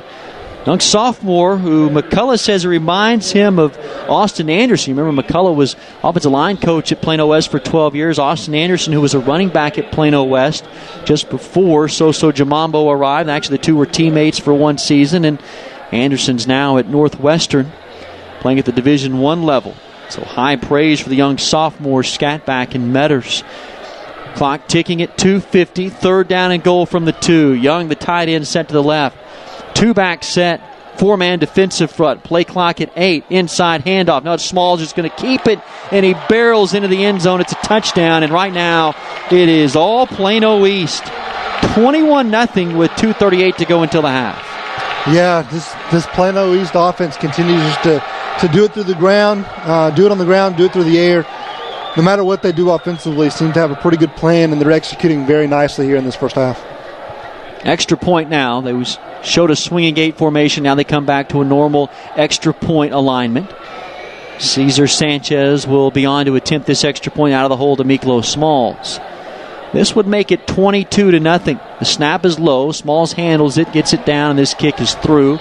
22-0 now, Plano East, with 2:38 remaining in the first half. This is Plano West Wolves football on KVCE AM 1160 and SportsSoundsRadio.com.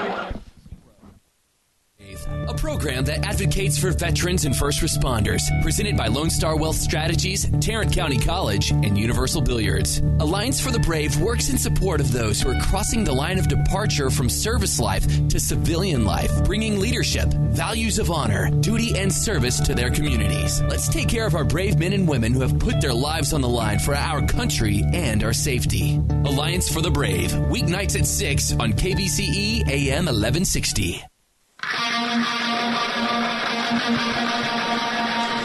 A 9-play, 27-yard drive ends on a 2-yard touchdown run by Miklo Smalls for Plano East. The drive took just 3 minutes, 43 seconds, and with 2:38 to go in the first half, Plano East is all over this one. They are up 22-0 on their rival Plano West here at Tom Kimbrough Stadium. Just 2:38 remaining until the half. Ashton Johnson will stand deep. To receive this kick here from Dylan Dietrichs, who will tee it up on the near hash at the 40-yard line. Wolves last year ran away with it, 42-3. Different story here tonight. Here's a pooch kick that will come down to Johnson. Now it's Carline who takes it in front of him. He's got room at the 30, 35, and upended on his backside at the 40-yard line. Another fumble. Whistles blow. There are bodies flying all over the place. It is Alamon who came out of it for Plano East, but they're going to say Carline was down. And Carline breathes a sigh of relief after he had been stripped of the football on Plano West last possession that resulted in a turnover. Very close to turning that one over here. Wolves will have it 1st and 10 at their own 40. 2:25 to go until half. And boy, this becomes a crucial series for the Wolves to gain some kind of momentum going into the locker room. Oh, there's no doubt about that. You just want to get points on the board. Chip away. It's been all Plano East so far, and just see what you can do to get anything going offensively. 210 yards of offense tonight for East. West with just 65. 17 rushes tonight for 43 yards, and for Logan Williams, just 2 of 4 in the passing game for 40 yards. Williams, a guy who on the season has thrown for 537. In fact, his 296-yard performance 2 weeks ago against Saxe, the most since 2012. Here's a pass to Jackson Webb. He spins his way forward to the 47, 2 yards shy of a first down. But you have to go back to October 26, 2012, when Travis Corey, the last Wolves quarterback to throw for over 300 yards. He threw for 386 that night. Williams stands in the gun, trips to his right, one receiver left, handoff, Manigan straight ahead, dives for a first down at the 41. Could not break that ankle tackle, but he does get the first down. Clock stops at 2:01, and here comes the Wolves offense. Now into West territory. They mark it at the 42. Yeah, you just wonder what this Plano West offense, what do they do in the second half? Do they keep trying to get the ground game going for the future, or do they put the game on Williams' shoulder, see if they can come back and make a game of this one? Here, and the receivers to the top side of the formation were not set. They were moving. It'll be a false start on Plano West. They'll move this back 5 yards. So this will move it back to the 47-yard line of East with 1:50 to go. And the pressure tonight has been in the backfield. It has not been an easy evening for Logan Williams in the passing game. He has had heat breathing down his neck all night. Here comes pressure again. Hines on the rush. They set up a little slip screen, pass caught, far side, and then tackled at the 44-yard line. This time it was Jackson Webb who made that catch and gets ahead for about 3. Second down and 11. Clock ticking at 1:30 to go. West and East with each 2 timeouts left here in the first half. Trips right, 1 receiver left. Here comes Williams sprinting out left side's got a man open down there at the 15, underthrows it, and it's tipped and intercepted at the 15-yard line. Trey Lewis came up with the interception, or take that back, Marcus Russell came up with the interception for East. And if he leads his receiver in Webb, they may have a touchdown. He short arms it just a bit. The ball is tipped and right into the hands of Marcus Russell, and East has it 1st and 10 with 1:17 to go at their own 14. Yeah, there was some pressure in Williams' face right there. I don't think he was able to get his foot placed just right and step into that throw. He saw him. He was trying to get it out to him as quickly as he could. That had touchdown written all over it if he's able to get that out in front, or at the very minimum a big gain. But heck of an athletic play there by Marcus Russell, getting it off the deflection and taking it off the turf and setting up Plano East for a potential 2-minute drill-style drive right here. No backs in the backfield. Pass to Omatosho. He is upended at the 10-yard line. They're trying to set up a little screen pass to Omatosho. Justin Fisher makes a tackle at around the 10. There have been a couple of nice tackles tonight by Fisher. There he takes down Omatosho. Loss of 4. Now we're inside of 1 minute. 57 seconds and counting, and now some substitutions. Trey Hunter and Desmond Bowden come in the backfield, make it a 2-back set. 2 receivers to the right. Tim Wilson is the lone receiver up top with 12 seconds on the play clock, continuing to count down. Smalls breaks the huddle with the offensive line. Now the play clock at 4. Small stands back, heels at his own 5-yard line. Handoff to Bowden. Started right, cut back left, and then he is wrestled down at the 10. Loss of 1. Titus Wall there to make that stop. Clock rolling at 22 seconds. Plano West may indicate that they want a timeout, and they do. 22-0 right now in favor of Plano East. And the Wolves desperately trying to make something happen here. You got to think for Scott Smith, trying to get a stop, and you still got one more timeout left to work with. Yeah, no doubt about that. Just see what you can do here. See if you can force a quick 3 and out, and potentially maybe set up a punt return. Maybe it's a shank punt. Maybe they do something crazy, and you get pretty good field position, and see if you can take a shot at the end zone. Maybe even a long field goal as well. Just try to get some points on the board, get some momentum on your sideline as you go into the half, because this has been all Plano East. I mean, they've done everything offensively, defensively. They've done everything pretty well, and Plano West just had a tough time. It seems like every time they think they may be building a little bit of momentum, a negative play takes it away. And give Plano East credit. They've been very aggressive defensively. They've been aggressive offensively. And they've taken advantage of anything Plano West has given them all night. Out of the timeout with 22 seconds remaining here in the first half. 22-0 in favor of Plano East. Panthers will come out, and now they're going to have to call a timeout. Carson Young, the tight end, was not going to be in that tight end position. He was going to be as a wide out, but he had started to left and now was come back to the right, and now there was confusion as to where he was supposed to be, and so a timeout burned here for Plano East. Give you a chance here to tell you a special night here at Kimbrough Stadium for Plano East. Many of their players, in fact all their players really for the most part, wearing red socks or maybe red gloves or wearing a red towel, and all that tonight in tribute to the late Zachary Shaw, who played football at Plano East and died back in 2009. His life taken by a sudden cardiac arrest, an unfortunate loss, and a guy who was dearly loved by his teammates and classmates. And so tonight they honor Zachary Shaw as the entire Plano East student section is decked out in red. And a strong showing tonight here from both sides, from Plano East and Plano West, and not a whole lot of empty seats at Kimbrough Stadium this evening. Out of the timeout, here comes East. They'll go trips to the right, 1 left. Smalls stands in the backfield, heels around the 5-yard line, snap back. Smalls looking to throw, steps up, heaves a home run ball down the middle, pass incomplete. Looking for Omatosho. Guarded one-on-one by Ade Kilpatrick, and that has been the matchup tonight. It's a 4th down now, and they'll have to punt it away. And Omatosho is a guy who has offers from the likes of UCLA, California, Arkansas, Boise State, just to name a few. You've got Tim Wilson, another wideout who's committed to San Diego State. But Ade Kilpatrick has drawn a tough assignment tonight, and he's been sharp. Yeah, he's done a pretty good job on Omatosho. And, when you look at this Plano West defense, it's not been about, every play is a bad play. It's just been, kind of consistently, Plano East has found an opportunity to find a match that they like, make a play themselves with under their skill players, and just do enough to kind of frustrate this Plano West team. And I'm sure that pretty sure Kilpatrick's probably, he's won his share of batters, but he's also lost some, and it's probably been a pretty frustrating night for him as well, just to see his team get down early.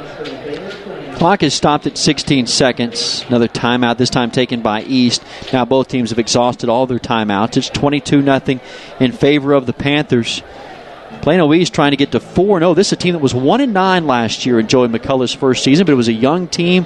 You could tell they were highly talented. A young Miklo Smalls at quarterback, and guys like Anthony Hines, a middle linebacker, who, talk about the offers we mentioned of Omatosho and Tim Wilson. For Anthony Hines, he's got the offers of the likes of Ohio State and Alabama and Oregon. You just take your pick. So you can tell the talent level that McCullough has in a more veteran team this year after this 3-0 start right now in command at 22-0. So here we go out of the timeout. Smalls stands 3 yards deep in his own end zone in a punt formation.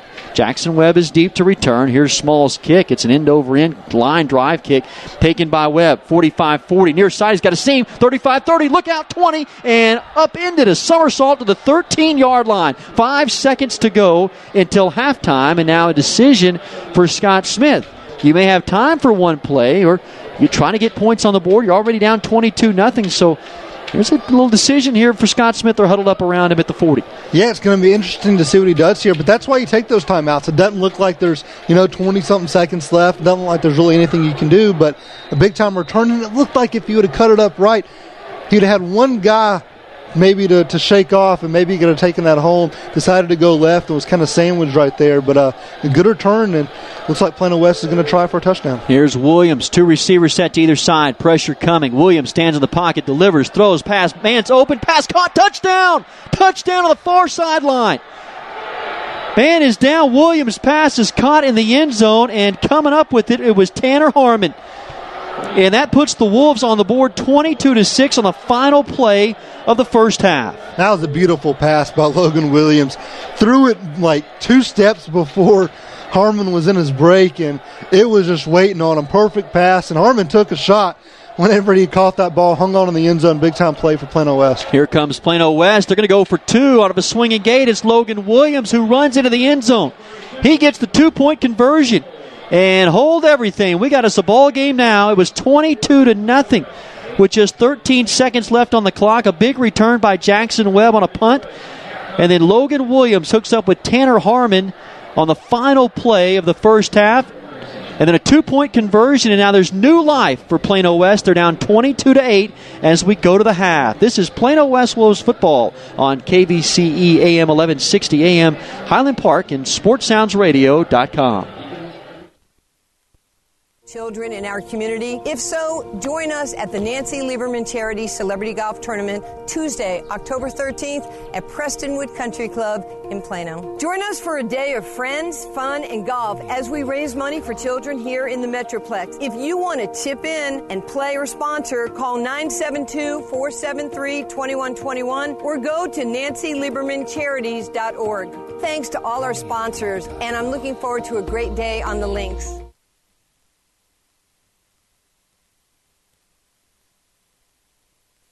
Shell experts here with a pitching machine and a shield to demonstrate the importance of protecting your engine. Think of me as an engine. The Shield is new Shell gasoline with 20% more nitrogen and rich cleaning agents than before. And the baseballs are gunk that attack intake valves and fuel injectors. Come on, gunk, is that all you got? Gunk is out of here. New Shell nitrogen-enriched gasolines. No other gasoline protects your engine better. For quality auto service and repair, See the folks at Flat Shell on Preston Road at I-635. Point of Origin Design is your one-stop shop for all your apparel, promotional, event, or team uniform needs. Point of Origin Design is a full-service design and logo creation company that offers a wide variety of imprintable and embroidered products. With competitive pricing and quality work, you can't go wrong with Point of Origin Design. It's always best to start at the right point, so visit them online at pointoforigindesign.com. Let them help you plan your next promotional item or design your next t-shirt. That's online at pointoforigindesign.com. Want a clean car? You'll have one when you use Mighty Fine Car Wash. Go with the pros that have been cleaning cars for over 34 years. Mighty Fine Car Wash offers both fast lane exterior and full service washes. You'll always get a top quality wash quickly and at a fair price. Same owner, same phone number for over 34 years.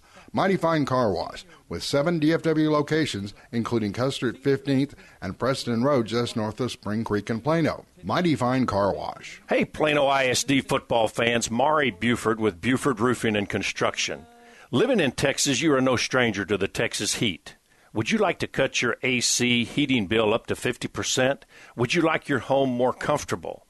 Foam insulation is your answer. Call me for a free analysis and estimate of your home and start saving money now. We can be reached at 817-329-ROOF or at our website, BufordRoofing.com. Many heart conditions can be fixed, but many of us don't know we have a problem until it's too late. On April 2, 2009, Zachary Schraw, a 16-year-old sophomore offensive lineman, died of sudden cardiac arrest, the number one cause of death among student athletes.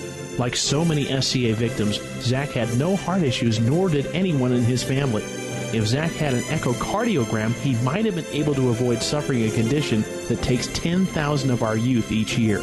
In his memory, Living for Zachary was formed to try and prevent SCA from taking the lives of youth everywhere. Join in the fight today and stop the silent killer of SCA by scheduling your young athlete for an echocardiogram, a procedure that can detect any heart issue with 99% accuracy. For more information, visit www.livingforzachary.org. That's living4zachary.org, and let your heart be heard. Hello, everybody. This is Noel McGraw with Vivid Financial Group and your host on Financially Tuned.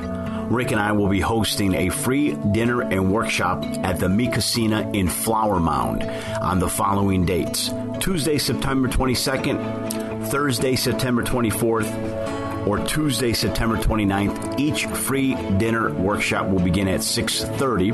The topics we will be covering are longevity risk, Social Security, hyperinflation, what to do with this current stock market volatility. We'll also finish up on estate planning. Once again, that's at the Mi Casina in Flower Mound.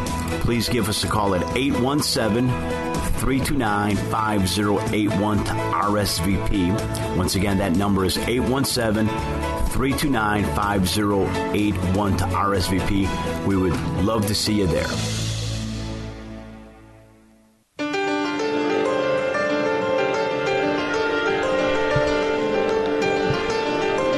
Welcome back to Tom Kimbrough Stadium here. We got Plano West, Plano East. Plano East leads it 22-8 at halftime. Logan Williams, 15-yard touchdown pitch and catch to Tanner Harmon in the closing seconds of the half. Cut the deficit. It would have been all Plano East prior to that. We'll take you through the scoring summary, tell you how we got here. It all started in the first quarter. Plano East struck first on a 5-play, 58-yard drive. 15-yard touchdown pass from Mustangs quarterback Miklos Smalls to the running back Jonathan Madurs to put Plano East on top 7-0. They were able to strike a few minutes later on a 1-yard touchdown run from Smalls. That was a 58-yard drive, took 4:13 off the clock, and then Christian Buchanan carried it in on a 2-point conversion out of the swinging gate to get the Panthers a 15-0 advantage. And then, as they seemed to do in the entire first half, Plano East took advantage of a Plano West mistake. They fumbled the ball deep in their own territory, were able to take over at the 27-yard line and made quick work, but took 9 plays on a 27-yard drive, took 3:43 off the clock, and that ended on another touchdown run from Miklos Smalls, the quarterback for Plano East. This one came from 2 yards out, and it was all Plano East. And, Coach Scott Smith for this Plano West team decided to use his timeouts with Plano East having the ball with under a minute to go deep in their own territory. It paid off dividends for this Wolves team as they were able to get a big punt return out of Webb and able to get Jackson Webb and able to get it down to the 15-yard line with 5 seconds to go. And from there, Logan Williams with an absolutely beautiful pass to Tanner Harmon in the corner of the end zone, hit him right out of his break, and it was a spectacular throw and gave the Wolves some momentum. We'll see what they're able to do with it when they come out for the second half. We're still about 22 minutes away from getting underway with our second half action here at Tom Kimbrough Stadium. But it's been an interesting matchup. Plano East, they were able to do it all for the most part, but Plano West was able to come and just battle their way through it. They were able to force a turnover that looked like it was going to be a big play for Plano East, and they weren't able to do anything with it. But if this defense can continue to fight like that, get off the field in third down situations, we'll see what this team is able to do. But it certainly made it a game with that last second touchdown pass from Logan Williams to Tanner Harmon from 15 yards away to make it 22-8. We're going to step aside right here. We'll be back. We'll go through some scores here across the Metroplex, tell you some other action that's going on in District 66A right when we come back right here. As you're listening to Plano West Wolves Football, KVC 1150 AM.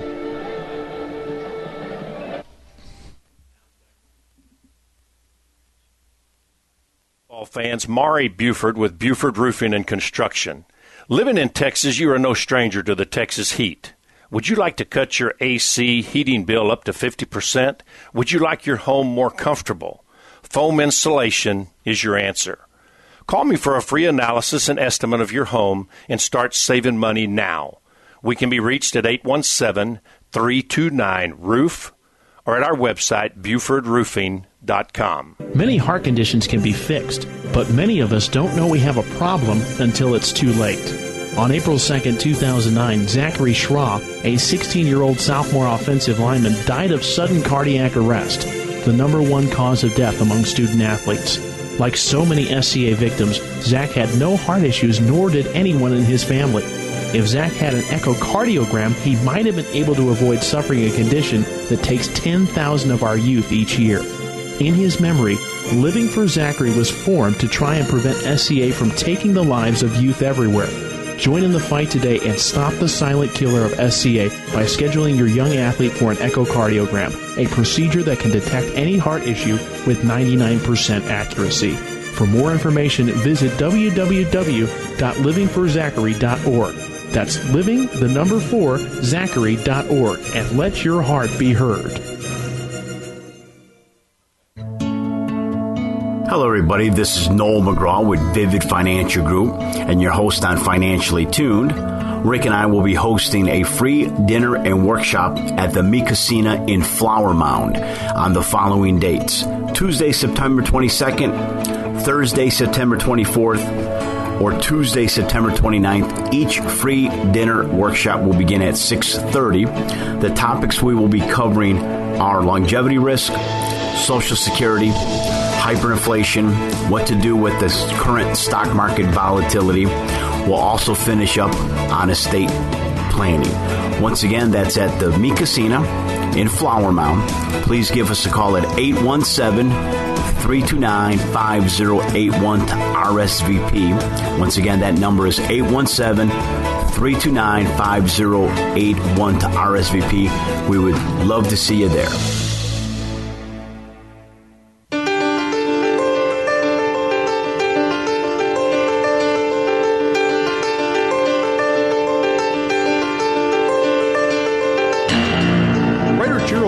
Said that when they study our civilization 2,000 years from now, there will only be 3 things that Americans will be known for: the Constitution, baseball, and jazz music. GDYO's Jazz Institute provides young musicians in North Texas the opportunity to learn what it means to be a jazz musician through weekly technique classes and combo rehearsals with professional jazz musicians. From the first note to the final round of applause, GDYO Jazz Institute concerts will amaze and delight both hardcore jazz cats and new fans alike. Learn more about the truly original American art form through the GDYO Jazz Institute online at gdyo.org/jazz.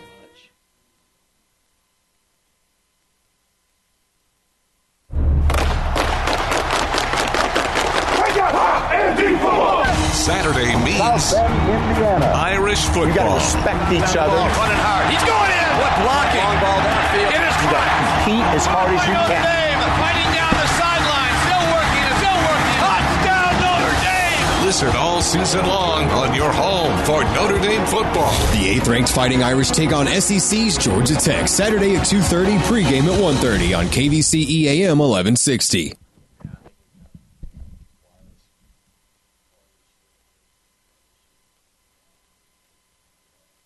Want a clean car? You'll have one when you use Mighty Fine Car Wash. Go with the pros that have been cleaning cars for over 34 years. Mighty Fine Car Wash offers both fast lane exterior and full-service washes. You'll always get a top-quality wash quickly and at a fair price. Same owner, same phone number for over 34 years. Mighty Fine Car Wash, with 7 DFW locations, including Custer at 15th and Preston Road just north of Spring Creek and Plano. Mighty Fine Car Wash. Hey, Plano ISD football fans, Maury Buford with Buford Roofing and Construction. Living in Texas, you are no stranger to the Texas heat. Would you like to cut your AC heating bill up to 50%? Would you like your home more comfortable? Foam insulation is your answer. Call me for a free analysis and estimate of your home and start saving money now. We can be reached at 817-329-ROOF or at our website, BufordRoofing.com.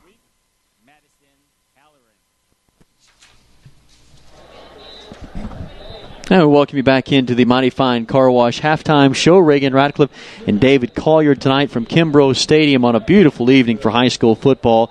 And it was all Plano East until the final seconds of this one in the first half. 13-yard touchdown pass from Logan Williams to Tanner Harmon on the final play of the first half put Plano West on the board, and then 2-point conversion run by Williams has sparked new life into that Plano West squad. It's now 22-8 here at the half. Let's take you around scores from around the area. We'll start with last night's action, District 11 6A, a team that Plano West very familiar with 2 weeks ago. Garland Saxon, they have now improved to 4-0. They win 66-41 over Tyler Lee. The Mustangs were down 34-31 at the half. They went on to outscore the Red Raiders 35-7 in the final 2 quarters. Look at this. Saxon totaled 839 yards of offense, including 540 passing yards from sophomore quarterback Jalen Maiden. And that was a guy that for Red Barons, the head football coach at Saxon, 2 weeks ago they were deciding on who was going to be the starting quarterback and letting 2 guys play it out. And Maiden has clearly won that job and throws for 540 last night. Devin Duvernay was on the receiving end of 222 yards of those passing yardage and hauled in 3 touchdown passes. And Class 5A, Frisco wins 31-21 over the Colony. They're now 4-0. Frisco's Idris Ali rushed for 237 yards and a pair of touchdowns. Elsewhere in Frisco, it was Centennial over Heritage, 54-33. And then West Mesquite gets to 3-1 with a 21-13 win over South Garland. South Garland's now 0-4. Non-district action, DeSoto, a team that came in, picked by many as the top team in the country. They're now 1-3. They lose last night, a heartbreaker to Cibolo Still, 35-33. Mansfield gets to 2-2 with a 42-0 win over Fort Worth Eastern Hills. Dallas Spruce all over Pinkston, 33-14. And then South Oak Cliff, they run their record at 3-1 with a sound 39-6 win over Fort Worth O.D. Wyatt. Those are the scores last night from around the Metroplex. Another terrific week, a Friday night slate of games. And David, you got to look at what's going on tonight. Yeah, we'll start things off in District 6-6A. Flower Mound Marcus leads at 14-0 over Hebron in the third quarter. Over at Allen, it's all Allen Eagles as to be expected. They're up on Plano 20-0 in the second quarter. And then over at McKinney's Ron Poe Stadium, no score in the second quarter for between Flower Mound and McKinney Boyd in District 11 6A. Garland leads Garland-Naaman Forest 13-10 in the third quarter at Garland-Williams Stadium.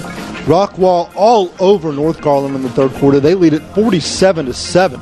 Rowlett leads 20-14 over Garland Lakeview Centennial in the second quarter. And then in District 9 5A, Frisco Lone Star leads Frisco Liberty 27-7 in the third quarter. Frisco Independence also is leading Little Elm 13-7 in the third at Frisco ISD Memorial Stadium. And then in District 12 5A, you've got Terrell all over North Forney in the second 36-7. Mesquite Potito up on Rockwall Heath 14-3 in the third quarter. And a tie ball game between Forney and Royce City in the third quarter as those teams are knotted up at 21 apiece. In District 14 5A, Mansfield Summit is up on Red Oak 35-0 in the third quarter. Also in the third quarter of play, Mansfield Timberview is up 28-14 over Arlington Seguin. And then one of those games we talked about earlier, Mansfield Lake Ridge up on Lancaster 34-21 in the third quarter, one of our games of the weeks if you listen to the pregame. Also in District 14 5A action, Waxahachie is up 38-28 on Mansfield Legacy in the second quarter. And that will take us through our district games. In non-district action, Cedar Hill up on Coppell 16-7 in the second quarter. Grapevine leads at 14-7 in the third over Fort Worth Arlington Heights. Midlothian leads Haltom 14-7 in the third. Abilene up on Hearst LD Bell 24-0 in the third quarter at Bedford's Pennington Field. Abilene Wiley's up 14-7 over Burtville in the third quarter. You go down, Kennedale up on Kaufman 36-21 in the third quarter. Lincoln ahead of Carter 6-0 in the third quarter at Forster Field. And Arlington Bowie up on Colleyville Heritage 20-17 in the second quarter. Looking at Argyle and Graham, Argyle lead that one 28-14 in the third quarter. Sanger up 24-14 over Lone Grove, score from Oklahoma in the second quarter. Salina leads it over Bishop Lynch 34-7 in the second quarter. And Crum leads Paradise 27-0 in the third quarter. Another game we mentioned in our pregame, North Shore from Galena Park down in Houston area leads it over Euless Trinity 25-0 in the third quarter. That game being played in Waco at McLean Stadium, the home of the Baylor Bears. So interesting one there where looks like Houston's getting the better end of that deal from the Metroplex as it stands right now in the third quarter. Grand Prairie leads at 15-8 over Richland in the third quarter. Waco Midway up on Duncanville 42-13 in the third quarter. Lake Dallas leads Kimball 30-13 in the third quarter as well. And in the third quarter of play also, Bishop Dune all over Roosevelt 69-0 in that one. Decatur's up on Carrollton Ranchview 21-7. Trinity Christian is up on Ferris 19-0 in the third quarter. And Pilot Point and Gunter are tied at 7 apiece in the third quarter. That's going to do it for our scores here at the half. It's been a good one. Just about 10 minutes away from wrapping, getting this third quarter underway. Here at this one, as Plano East leads at 22-8.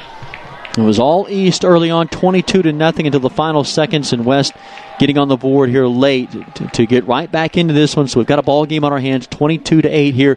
District opener tonight for Plano West. When we come back, we'll take a look at the keys to the second half for Scott Smith and his staff. And that Plano West team, they carry all the motivation and all the momentum into that locker room. When the team that really seemed lifeless through the first half, they come out with probably a wave of emotion ready to come out here in the final 24 minutes of this one. So we'll take a look at the keys to the second half and get you all set for the kickoff here from Kimbrough Stadium. Again, our score, Plano East leads Plano West 22-8 from Kimbrough Stadium. This is Plano West Wolves football on KVCE AM 1160 Highland Park and SportsSoundsRadio.com.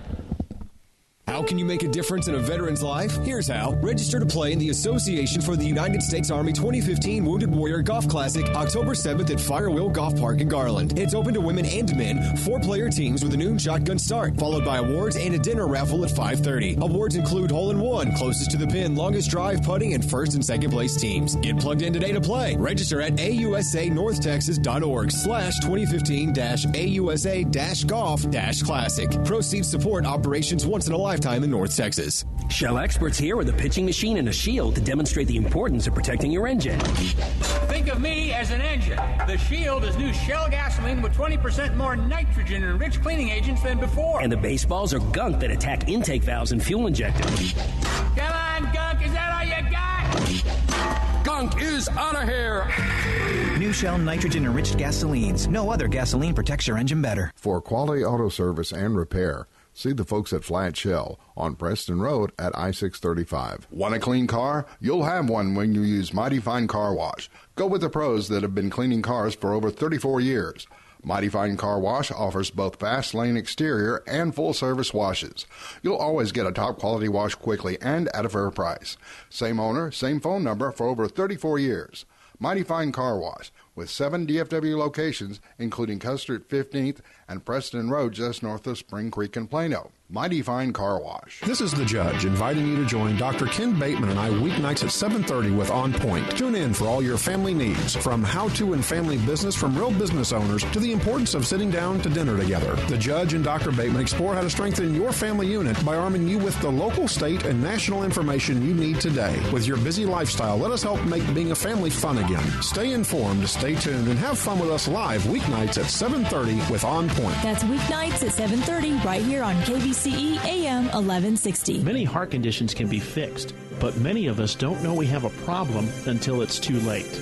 On April 2nd, 2009, Zachary Schraw, a 16-year-old sophomore offensive lineman, died of sudden cardiac arrest, the number one cause of death among student athletes.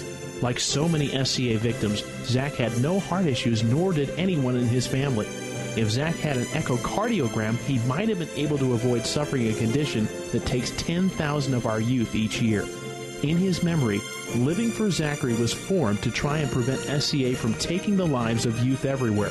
Join in the fight today and stop the silent killer of SCA by scheduling your young athlete for an echocardiogram, a procedure that can detect any heart issue with 99% accuracy. For more information, visit www.livingforzachary.org. That's living4zachary.org, and let your heart be heard. Rodenbaugh's, located at 102 West Main Street in Allen, has all of your appliance and floor covering needs. Rodenbaugh's offers expert sales and installation on carpet, wood, ceramic, marble, and vinyl flooring. The appliance showroom displays state-of-the-art name-brand home appliances. As always, Rodenbaugh's backs up their knowledgeable sales with factory-trained service technicians. Rodenbaugh's, Allen's oldest business, family-owned and operated since 1962. It's time to load up the family and head to town. That's the town of Murphy for the annual Murphy Mays Days Festival, Saturday, September 26th at the Murphy Municipal Complex, sponsored by Coca-Cola. Admission's free, and this family fun festival hosts an amazing concert lineup with headliner Corey Morrow at 6:30 p.m. Other attractions include a classic car show, pet adoptions and microchipping, karaoke corn idol contest, live music, and a fireworks show at 8 p.m. So come on out September 26th and enjoy all the fun all day long. For more details, visit murphymaysdays.com. This is the Judge inviting you to join Dr. Ken Bateman and I weeknights at 7:30 with On Point. Tune in for all your family needs, from how-to and family business from real business owners to the importance of sitting down to dinner together. The Judge and Dr. Bateman explore how to strengthen your family unit by arming you with the local, state, and national information you need today. With your busy lifestyle, let us help make being a family fun again. Stay informed, stay tuned, and have fun with us live weeknights at 7:30 with On Point. That's weeknights at 7:30 right here on KBCE AM 1160. Many heart conditions can be fixed, but many of us don't know we have a problem until it's too late. On April 2nd, 2009, Zachary Schraw, a 16-year-old sophomore offensive lineman, died of sudden cardiac arrest, the number one cause of death among student athletes. Like so many SCA victims, Zach had no heart issues, nor did anyone in his family. If Zach had an echocardiogram, he might have been able to avoid suffering a condition that takes 10,000 of our youth each year. In his memory, Living for Zachary was formed to try and prevent SCA from taking the lives of youth everywhere. Join in the fight today and stop the silent killer of SCA by scheduling your young athlete for an echocardiogram, a procedure that can detect any heart issue with 99% accuracy. For more information, visit www.livingforzachary.org. That's living4zachary.org, and let your heart be heard. Rodenbaugh's, located at 102 West Main Street in Allen, has all of your appliance and floor covering needs. Rodenbaugh's offers expert sales and installation on carpet, wood, ceramic, marble, and vinyl flooring. The Appliance Showroom displays state-of-the-art name-brand home appliances. As always, Rodenbaugh's backs up their knowledgeable sales with factory-trained service technicians. Rodenbaugh's, Allen's oldest business, family-owned and operated since 1962. It's time to load up the family and head to town. That's the town of Murphy for the annual Murphy Mays Days Festival, Saturday, September 26th at the Murphy Municipal Complex, sponsored by Coca-Cola. Admission's free, and this family fun festival hosts an amazing concert lineup with headliner Corey Morrow at 6:30 p.m. Other attractions include a classic car show, pet adoptions and microchipping, karaoke corn idol contest, live music, and a fireworks show at 8 p.m. So come on out September 26th and enjoy all the fun all day long. For more details, visit MurphyMaysDays.com.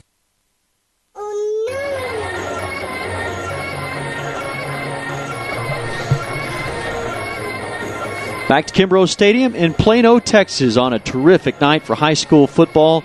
Plano East leads Plano West 22-8. But this was a game that looked like it was about to get away from Plano West. They were down 22-0 to the final seconds there. In fact, the final play of the first half, the Wolves get on the board 22-8. So now they've got the momentum. They'll have to start defensively as they received to begin the first half. So the Wolves will go on the defensive side first. Keys that you see second half against Miklos Smalls in this East dangerous offense. Well, I think first and foremost it's just getting off the field on third downs. They've been able to force them into some third down situations. If they can do a better job of capitalizing on those third and fourth down plays, getting off the field, getting your offense back out there, that's step number one. Step number two is just, taking advantage of what they're giving you. You've seen a pretty balanced attack from this Plano East team, so they're not really, leaning one way or the other. You just got to find ways. You got to get more pressure in small space. Make him make quick decisions in the passing game. Try to get that pressure. Force them to the outside like they've done a couple times in the run game, and see if you can just carry them out to the sideline and use that to your advantage. Just overall, it's just going to come down to that. And then when the opportunity presents itself to get a turnover, take advantage of it. And then offensively, they've got to turn those turnovers into points. Yeah, they've got down 14 points. The offense is going to have to get them back in the game as well. Logan Williams has been under duress. They have brought the heat tonight defensively. Offensively, they've tried to go with the ground game. It's not been there at times. And down 14, it may seem like the better shot at this game and having your shot at getting back into it even further was probably through Logan Williams' arm. Yeah, we've seen what he can do these first two games. Now, it's been a couple weeks, and maybe that's a little bit, offensively wise, maybe they've tried to knock off some of that rust, but they've really been trying to go to the ground game. I would air it out, go to Logan Williams, see what he can do with it, because you've seen the ability. I mean, he's spread it around to multiple receivers the first two games. And here tonight, we really haven't seen that much of it. So we'll see what happens. We'll see what their game plan is. But if it were me, I would air it out, see if you can get something going there, and try to use that passing game to then open up the run instead of vice versa.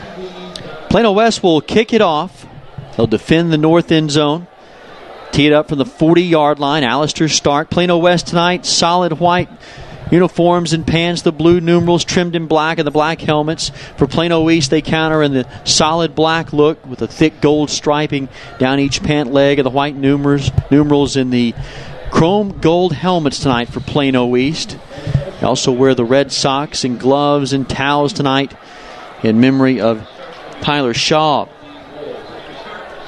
He tragically lost his life to cardiac arrest back in 2009.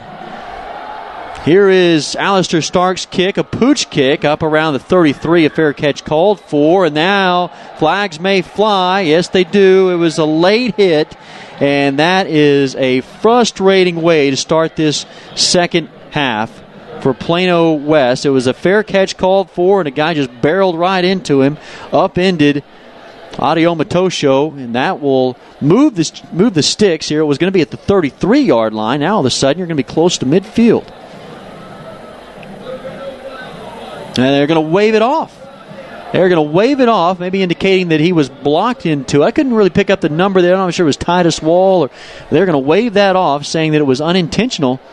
Well, you know that Joey McCullough is now going to be hot for Plano East, not happy with the call. But nonetheless, here we go. 1st and 10. Just underway third quarter. East leads West 22-8. Panthers have the ball moving right to left. Here's Miklos Smalls out of the gun.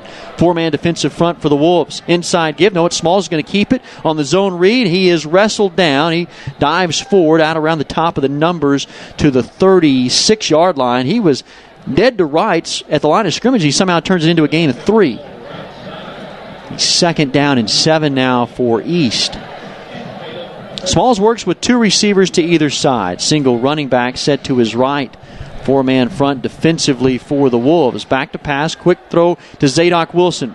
He makes the catch at the 35-40. A burst ahead of the 50. A stiff arm to the 40 to the 35 of the Wolves. And now a shove to Justin Fisher. First time tonight that we've seen Zadok Wilson, and he gets loose on a big gainer deep into Wolves territory. Yeah, nice job right there. Just to, get the defender off and then off to the races. And a good job by Justin Fisher, the senior, staying with it, getting him down, and not allowing a big play to turn into a humongous play and a touchdown for Plano East. 1st and 10 at the Wolves' 35-yard line. Here's an inside give, this time to Jonathan Metters, the diminutive sophomore. Gets to the 32-yard line, a gain of 4.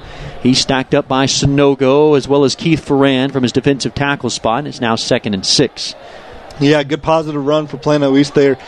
And you've seen their peers, they want to attack this defense. They don't want to slow anything down, especially considering the way Plano West ended it with a touchdown. A lot of times when you build up a lead, it can be easy to kind of take your foot off the gas, but they're not doing that here tonight.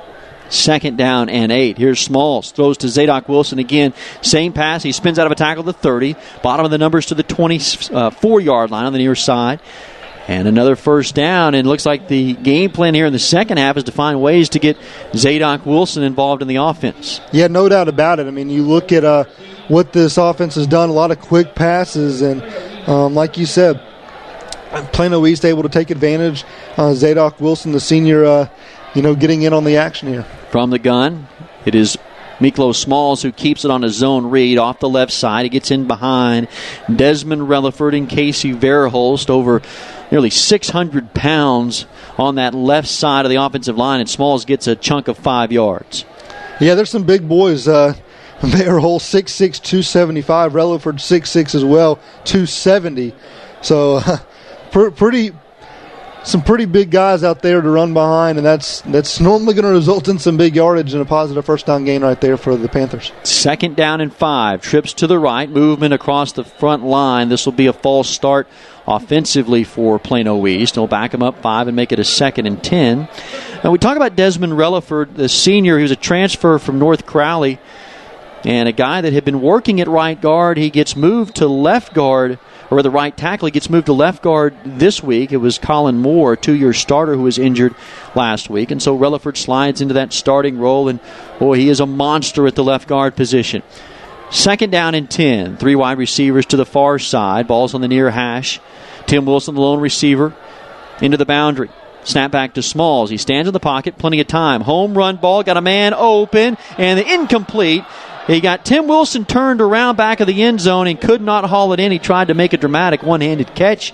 It's incomplete. It's now 3rd and 10 from the 25 of Plano West. Yeah, double move by Wilson there. Had him open, but just let him a little too much. Wrong shoulder, and would have been another heck of a catch. That could have been the 3rd one-handed grab. He tried to, like he got his fingertip on him, but no way to haul that one in. And now Plano West in one of those key 3rd down situations I mentioned to start the second half. Opening drive of the second half, 9:19 to go 3rd quarter, 22-8 Plano East.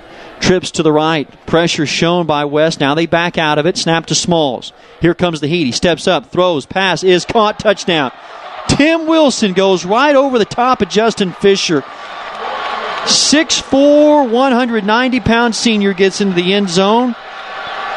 Commit to San Diego State. Shows why he's going to play at the next level as he skied up and took that one away from Fisher for a touchdown. And now it's 28-8, East on top of West. 9:14 to go. Now here they come in the swinging gate formation, and it will be Cesar Sanchez who comes on. They'll go back to a normal extra point alignment. Miklos Smalls will hold this one down. It was a 3rd down and 10 as Wilson hauled that one in. Now here's the extra point to make it a 29-8 ball game, and the extra point is through and good. Just shy of a 3-minute drive right there for East. They extend their lead 29-8 here from Kimbrough Stadium. This is Plano West Wolves football on KVCE AM 1160 Highland Park and SportsSoundsRadio.com. Here with a pitching machine and a shield to demonstrate the importance of protecting your engine. Think of me as an engine. The Shield is new Shell gasoline with 20% more nitrogen and rich cleaning agents than before. And the baseballs are gunk that attack intake valves and fuel injectors. Come on, Gunk, is that all you got? Gunk is out of here. New Shell nitrogen-enriched gasolines. No other gasoline protects your engine better. For quality auto service and repair, see the folks at Flat Shell on Preston Road at I-635.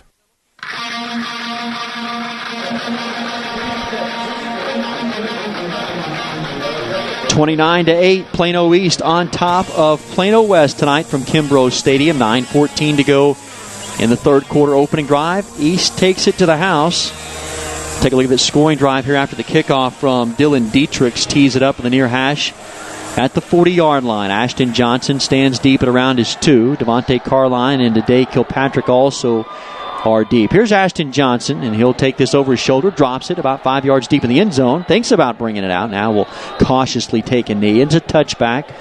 So the Wolves will have it 1st and 10 at their own 25. And, David, you've got to look at that scoring drive for Plano East. 67 yards, just 2:46 taken off the clock, and it ends on a 21-yard touchdown pass from Smalls to Wilson. Tim Wilson with the heck of a grab there.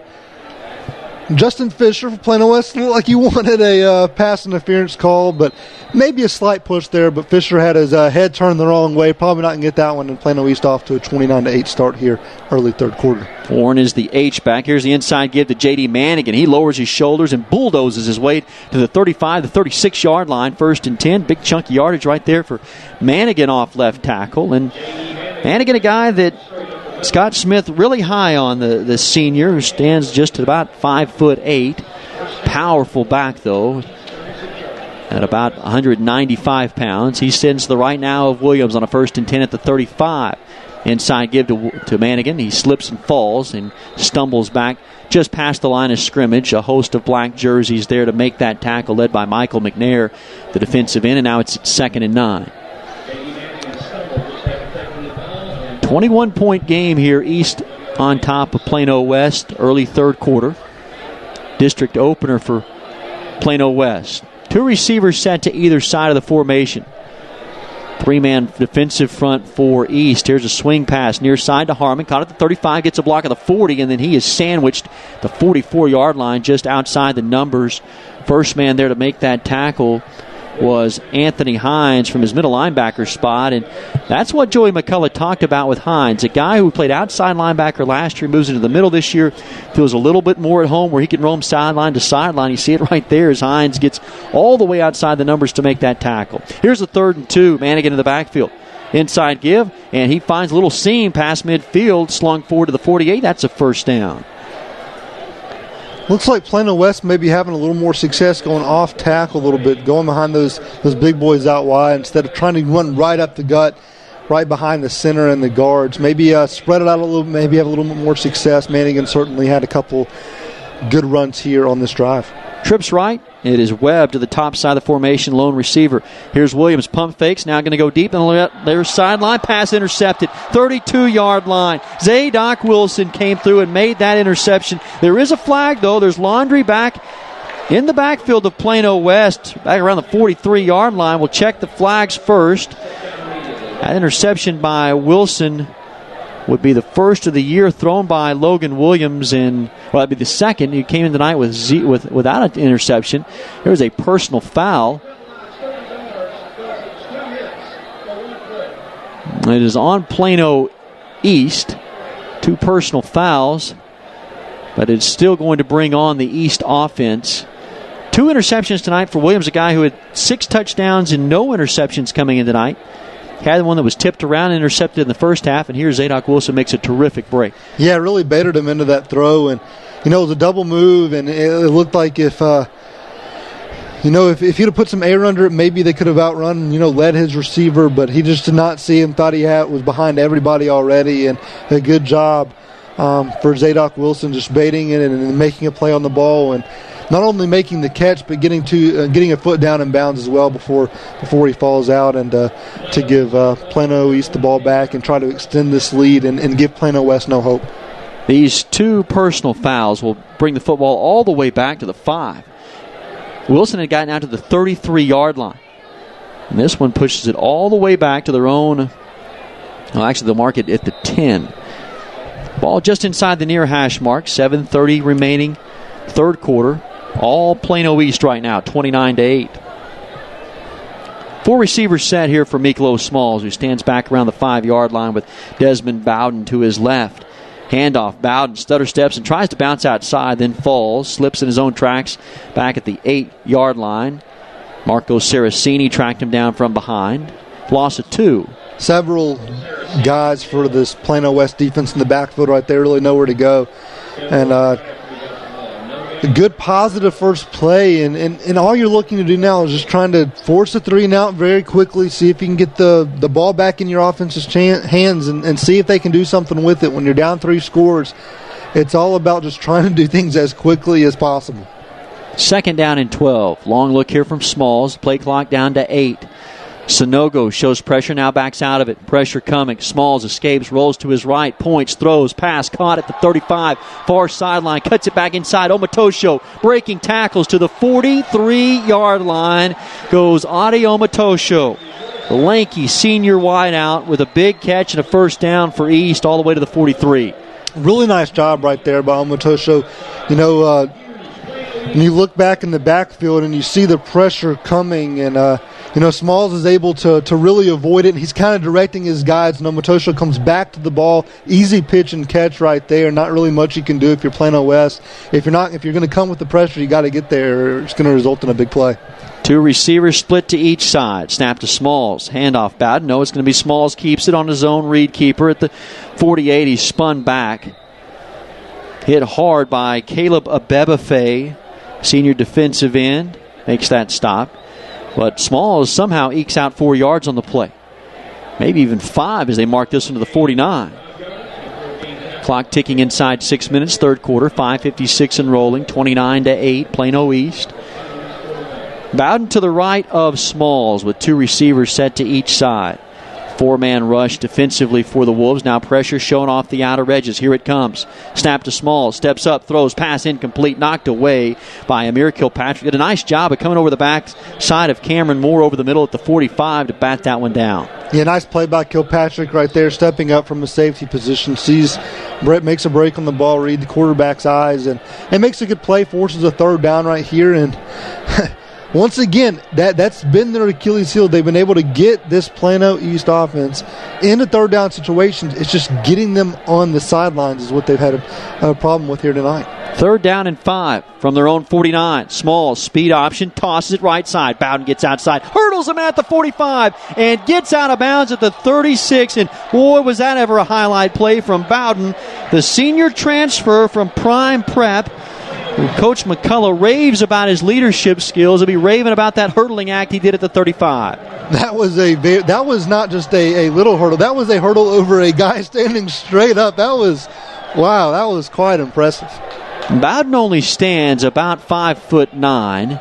He's now to the left of Smalls after that highlight run. Here is a 1st and 10 with 5:30 to go in the third quarter. Smalls in the pocket, looks, throws, rifles this one left side, pass incomplete, in and out of the hands.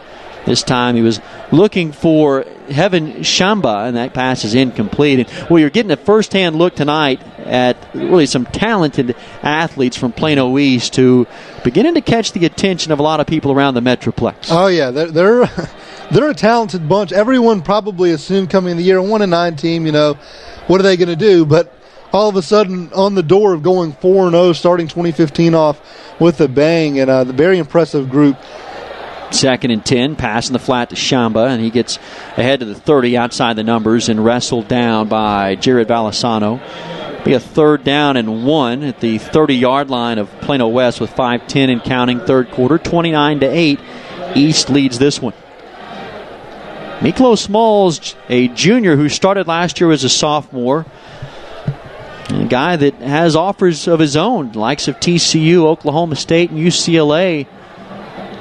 are looking for the likes of Miklos Smalls to head their way. And just a junior, he has been outstanding tonight. 3rd down and 1 from the gun. Smalls takes it. Starts left, cuts back right. He gets close to the first down to the 37. Be awfully close. See where they spot it. They have not called for a measurement yet. Now they appear to be signaling for those sticks to come out. Would be, if he's just shy, it would be 4th and inches, or it would be a 1st and 10 at the 27. The clock is stopped at 4:38, and they will take this time to measure this one. And talking to Joey McCullough about Miklos Smalls, a guy that he says they don't necessarily want him to have to run the football. He's a guy that he's shown tonight, really where he hurts you is he can make things happen in the pocket, in the passing game, and his escapability to get outside and extend plays. Oh, no doubt about that. 15 of 26 tonight, 245 yards. We're still just under 5 minutes to go in the third quarter. A couple touchdowns to the air, adds a couple on the ground, as well as 30 yards on 11 carries. It's easy to see why this offense goes through him, and he's been very impressive. He's really impressed me, and just that presence in the pocket. We talked about it earlier. You talked to McCullough, and just his presence in the film room. Really a student of the game, studying defenses, seeing where to go with the ball. He's had time to survey the secondary, and he's just picked it apart whenever he's given that opportunity, and it's been a pretty impressive display of quarterbacking here tonight. And they measure it, and he did get it. It's a 1st and 10. Here they come on a 1st and 10. They give inside to Bowden, gets behind Dane Cordell, the center, nudges forward for about 3. Cordell, a veteran across that offensive line, 2-year starter, 2nd-team All-District last year, and quite a bit of muscle in there behind Cordell. This is a strong offensive line, especially on that left side. Talked about Verhulst at 275 and Rilliford at 270. It's 2nd down and 8 for Plano East, moving into Plano West territory. Once again, they're at the 24. Battle of field position tonight has really belonged to East. Also, the turnover battle tonight has belonged to the Panthers as well. 3:43, clock ticking down. Late third quarter, snap to Smalls, speed option. He's going to tuck it, keep it himself. He hurdles him in at the 20, and then he's buried at the 15-yard line, but that's a 1st down and another hurdling act. This time it's Miklos Smalls that gets into the act. That's a 1st down for the Panthers. I think Joey McCullough probably just his heart skipped the beat right there, making sure his quarterback was okay. He got tattooed after taking that hurdle. That's probably not the first guy he wants to see hurdling defenders out there, especially leading 29-8, but just shows when he does get out of the pocket and uses his wheels, he's got major athletic ability as well. He may be like, if Desmond Bowden does it, it's one thing, because they've got Trey Hunter and Jonathan Metters and Christian Buchanan that can carry the football. Not too many quarterbacks like Miklos Smalls, and he wants to keep him healthy. It's 1st down with 3 minutes to go in the third quarter. Smalls, play action, pressure coming, he's hit, and the pass is incomplete. Oh, it was Wamed Sanogo who was coming, along with Titus Wall, who just buried Smalls back at the 20-yard line. Pass fell incomplete, and West just missed an interception. Yeah, DeMarcus Hall dove for it, maybe got a fingernail on it, just couldn't quite get there. If that ball would have held up for another second in the air, that would have been all Plano West right there. But you see the pressure coming. That time it got to him. That's what you have to do if you want to have success against Smalls. He's so quick, so elusive, makes the decision so quickly. You've really got to take no time to get to him. 2nd and 10. Here comes the heat again. He steps in the pocket, rolling right, and he is slung down back at the 19. There is a sack, and that's Malik Monroe, a guy that they really welcomed back defensively. They missed his presence 2 weeks ago against Sachse. He comes back from an injury. He gets a big sack right there, and now it's at 3rd and 14 back around the 19-yard line. And now you're seeing a little bit of success from the pressure. So I would expect, West is going to continue to bring that heat, see if they can make something happen, because that's what they need. This defense, we talked about it in the pregame as well. They're predicated on creating turnovers, and that pressure is not only going to force Plano East into long yardage situations. Maybe Smalls makes a mistake. Maybe he throws it to a guy that's not open. Maybe he forces a ball, just throws it up, and you can get a turnover and maybe get yourself slowly back into this ball game. 3rd and 14. Here's where East has been dangerous tonight. Now flags dropped. That play clock got down to 0, so that is a delay of game. Back it up 5 more yards. 3rd down and 19. From the Plano West 24-yard line with 2:05 to go in the third quarter. 3-possession game right now at 29-8. Wolves desperately in need of a stop right here. You almost think this is, without question, 4-down territory for East. They have not attempted a field goal this year. So it would definitely put in your mind that this is 4-down territory for Joey McCullough and company. Snap back to Smalls. Screen pass coming. It's Tim Wilson, makes the catch, and then he is wrapped up by Sonogo at around the 22. Just a short gain of a couple, and a nice call there to offset that pressure coming. You see teams try to hit that screen pass. There was not any fooling Sonogo that time. Yeah, they had a couple of offensive linemen out there in front of them to block, but they forgot one guy, and if you're going to forget somebody, you don't want to forget about Ahmed Sonogo, and he's there and wrap him up and make it a minimal gain, and now a big 4th down play, and we'll see what they like to do here. Looks like they may try. Here we go. They're going to call my bluff right here. It is Dylan Dietrichs who comes on for this field goal attempt from the near hash. This will be a 38-yard attempt. Always got to watch, though. Miklos Smalls is the holder. The snap is down. The kick is up. It's an end-over-end kick. Looks like it has the distance. It's no good. It just sails to the right. Dietrichs had enough leg on it, but just misses it to the right. And so West dodges a bullet. 51 seconds to go, third quarter. They still have life, but a mountain to climb right now, down 29-8. Yeah, no doubt about that. They've just got to execute their own game. They can't get really ahead of themselves. Really, when you're down 3 scores trying to get back in it, you can't really pay attention to the scoreboard. You just got to play your own game, see what happens, see if you can sustain a drive, because, Plano West hasn't been able to do that. The one touchdown coming off a punt return, and they've got one play. They're able to do it. Let's see if they can get a couple first downs in a row and get into some offensive rhythm here. First down and 10. Williams on a outside give to Carline. No, it is going to be Williams who keeps it straight ahead. And I say Williams, it's actually Tanner Gillian. First time that we've seen Gillian tonight. We saw him on one series against Saxe 2 weeks ago. He pulled that one and kept it. Loss of 3. Clock ticking at 33 seconds to go, third quarter. And now they shuffle Carline out and bring Manigan in. We have not seen Tyler Campbell here in the second half. It's been Manigan, now it's Carline, and now Manigan back in. Trips left, one receiver right. Gillian rolls to his right. Pressure coming. He's just going to have to heave this one out of bounds. He's looking for Bennett DeBrow as the closest receiver. Ball's incomplete. Now 14 seconds to go, third quarter. Yeah, and you wonder with putting Gillian in the game, you wonder if that has to do with just trying to mix it up, trying to get a spark to this offense, and also on the other side of that is what has Plano East done well? They've rushed the quarterback. They've flushed Williams out of the pocket. And Gillian's more of the runner of the two. You saw the first play was a read option, trying to just get anything going, but still no success on those first 2 plays. Movement on the left side of the offensive line for Plano West. Will back it up 5 yards, make this a 3rd down and 17. And tonight for Plano East, one thing they have done is movement with their line. A lot of shifting from a 4-man front to a three-man defensive front look, and there that shifting cost movement on the left side of the line. Here they come again, 3-man look. They show pressure, now they back out of it. Gillian steps up, rolls right, going to take off and run. 15, cuts back 20. Nice move to the 25, lowers his shoulders, and there's a boom at the 29. Short of a first down by a couple of yards, but there you see the foot speed of Gillian. We'll leave it a 4th down and 2, and decision time here for Scott Smith as we go to the 4th quarter. Clock winds down. We head to the 4th, 29-8. Plano East leads West.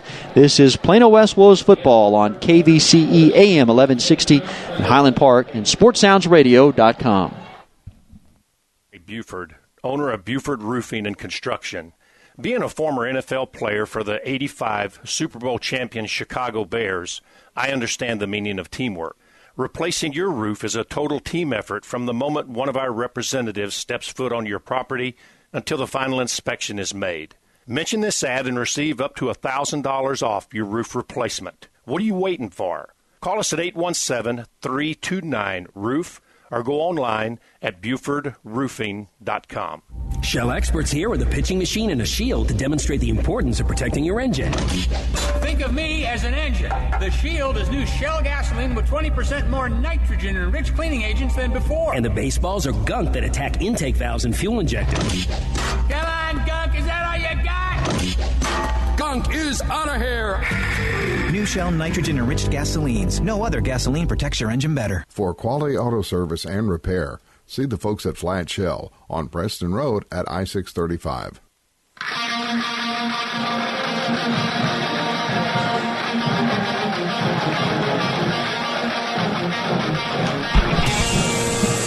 Fourth quarter action on a 4th down and 2. Gillian keeps it off the left side. It's going to be a first down. Ran that one left side. Actually checked that. Not Gillian, but first time we've seen Ade Kilpatrick. He came in on a Wildcat formation. So Scott Smith elected to go for it deep in his own territory. Recognizing this is a 3-possession game, you may only get the football 3 times here in the fourth quarter. Gillian in the gun, back at the quarterback position. Snap is back. Short roll to the right. Pass is caught at the 40-yard line, far sideline, 45, and knocked out of bounds. Matthew Dean. First time tonight we've called Dean's name on a reception. And Dean, a guy, 10th reception of the year, now has 140 yards receiving. Team leader in receptions. But the first time tonight, he's hauled one in. First and 10, 11:35 to go in the game, 29-8, East on top. Inside handoff. Manigan looking for a hole, stood up and then stoned at the 47. Gain of 3 yards for J.D. Manigan.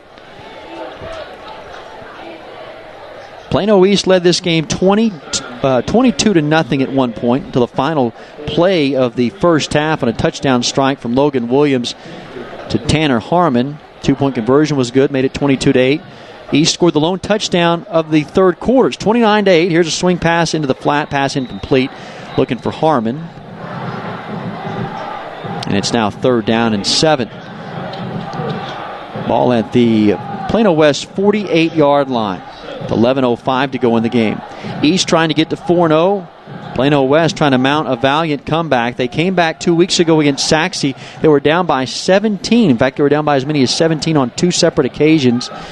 Came back to make it a 3-point game late in the 4th before a touchdown run by Donovan Duvernay sealed that one for Saxe.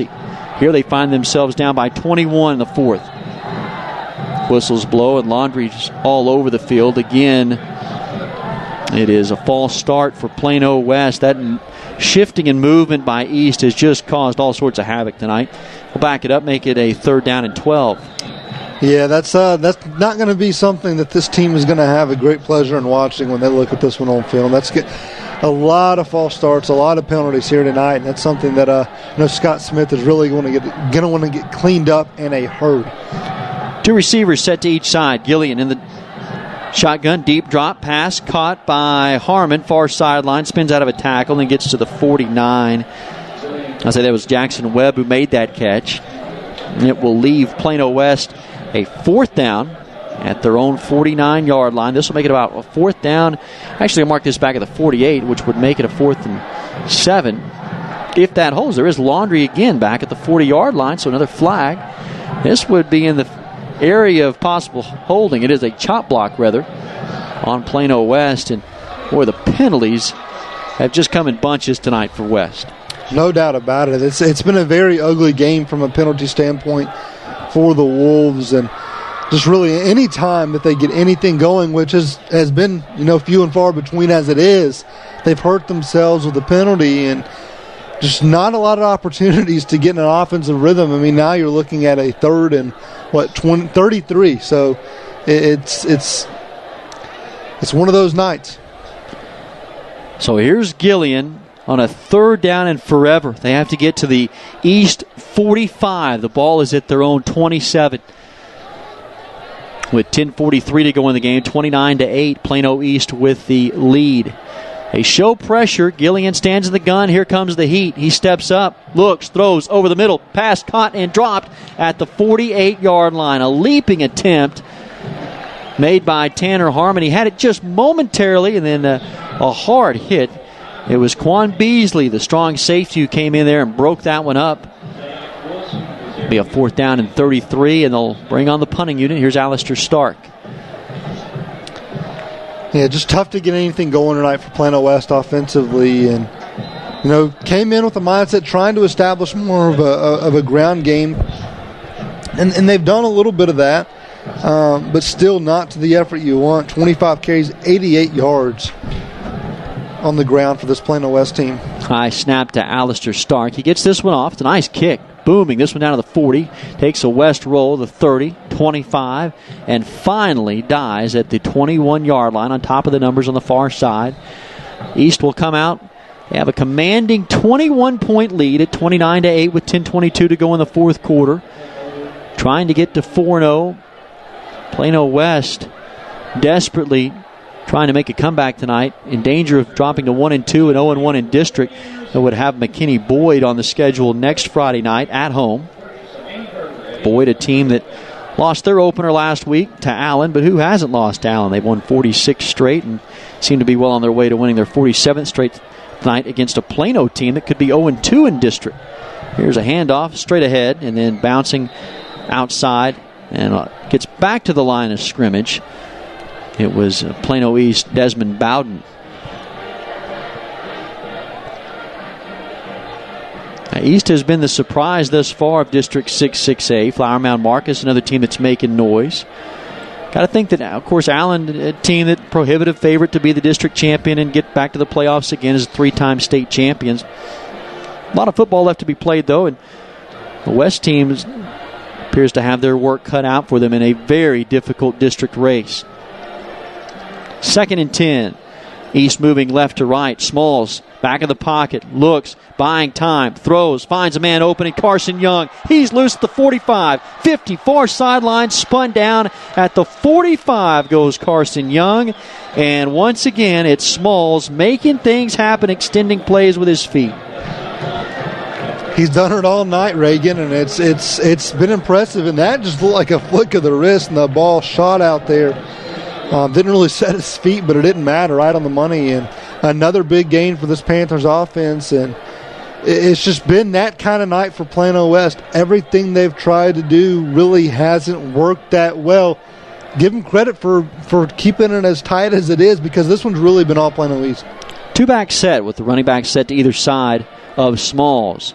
Handoff. This is Metters. He's got a little crease across the 40. Spins out of a tackle. 30. Still on his feet and barrels forward to the 28-yard line. Getting yards in chunks right there. It's another first down for East. They'll move the sticks to the 28 of Plano West. Yeah, now you're looking at a Plano West defense that's just tired. They're gassed. It's been a long night. They've been out there the majority of the time. And it's just hard when an offense continues to move the ball up and down the field. You really have no answers. It's really tough when you look up to the scoreboard. You're down 3 scores. Still got 9 minutes to go in this game. And you're starting to see some of that wear and tear really pay off now for this Plano East offense. 1st and 10. 2 wides to the right. 1 up top and Wilson. Flags drop. This may be a false start on East, and it is, with 8:53 to go in the game. And the Wolves down 29-8 in this one. They've trailed the entire way. This will be a 1st and 15 from the 33-yard line of West. Ball is on the far hash.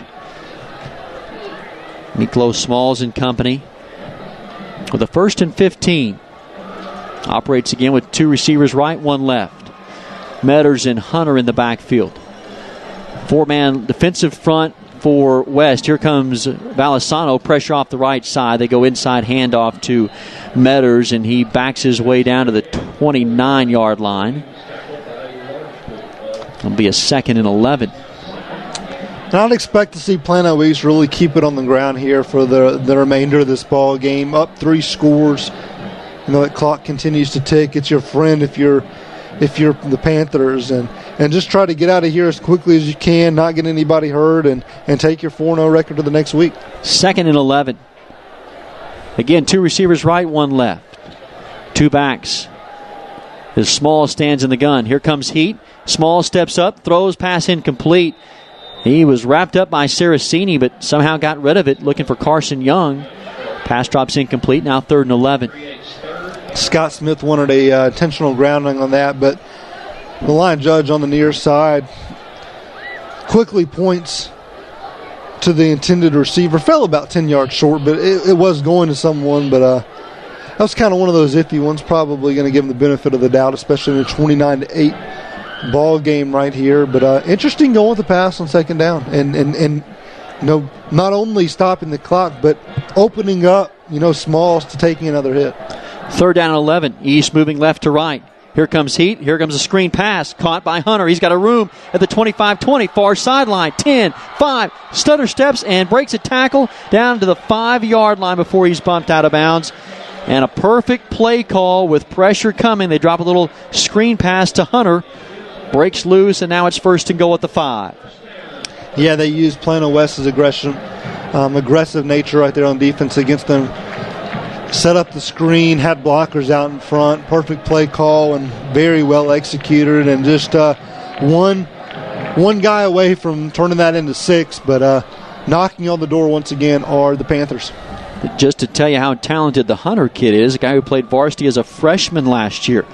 He was a defensive back, then moved to running back, so just a young sophomore who stands in the backfield to the left of Smalls. 1st and goal from the 5. Hits Smalls, keeps it. He's going to walk in. On the zone read play, he takes it in, and this is all Plano East tonight. 35-8 with 7:38 to go in the 4th quarter. His 5th touchdown of the game, 3rd one on the ground. This has been it's been all Plano East. It's been everything that Plano West did not want to happen in this ball game, kind of happened from the start, and they got behind early. They've not been able to battle back, and give the Panthers credit. They've taken advantage. Extra point is good from Cesar Sanchez. All Panthers tonight, 36-8 over Plano West. 7:38 to go in the 4th. This is Plano West Wolves football on KVCE AM 1160 and SportsSoundsRadio.com. Want a clean car? You'll have one when you use Mighty Fine Car Wash. Go with the pros that have been cleaning cars for over 34 years. Mighty Fine Car Wash offers both fast lane exterior and full service washes. You'll always get a top quality wash quickly and at a fair price. Same owner, same phone number for over 34 years. Mighty Fine Car Wash with 7 DFW locations, including Custer at 15th and Preston Road just north of Spring Creek and Plano. Mighty Fine Car Wash.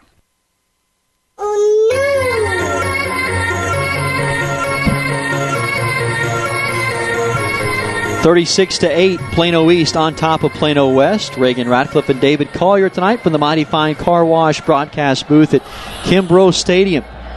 This stadium named for Tom Kimbrough, longtime head coach at Plano Senior High School, won 171 games over his 16 years and a state championship back in 1987. Kickoff from Dylan Dietrichs is an end-over-end kick, and this will sail down to the 5-yard line, far side, taken by Ashton Johnson. Here he comes across the 15, and he is buried back to the 14-yard line. He was stood up and then smashed at the 14, and it's just not been Plano West night, really in all 3 facets, offense, defense, special teams, and Plano West will try to desperately get something going offensively, but only 7:31 to go in this one. Yeah, this is one that you're quickly going to put in the trash after the game. I'm sure that's what all coaches would say after a loss. I'm sure that's what Scott Smith will tell his ball club when this one gets over. But still 7 minutes to go, 7 minutes to really work and improve going into next week. We'll see what they have in store. Here's Carline. There is just nowhere to run off that left side. Tackled. Loss of 1. Wrapped up by Bryce Johnston. Well, still a lot of football to play in the District 6-6A race. West will get McKinney Boyd next week.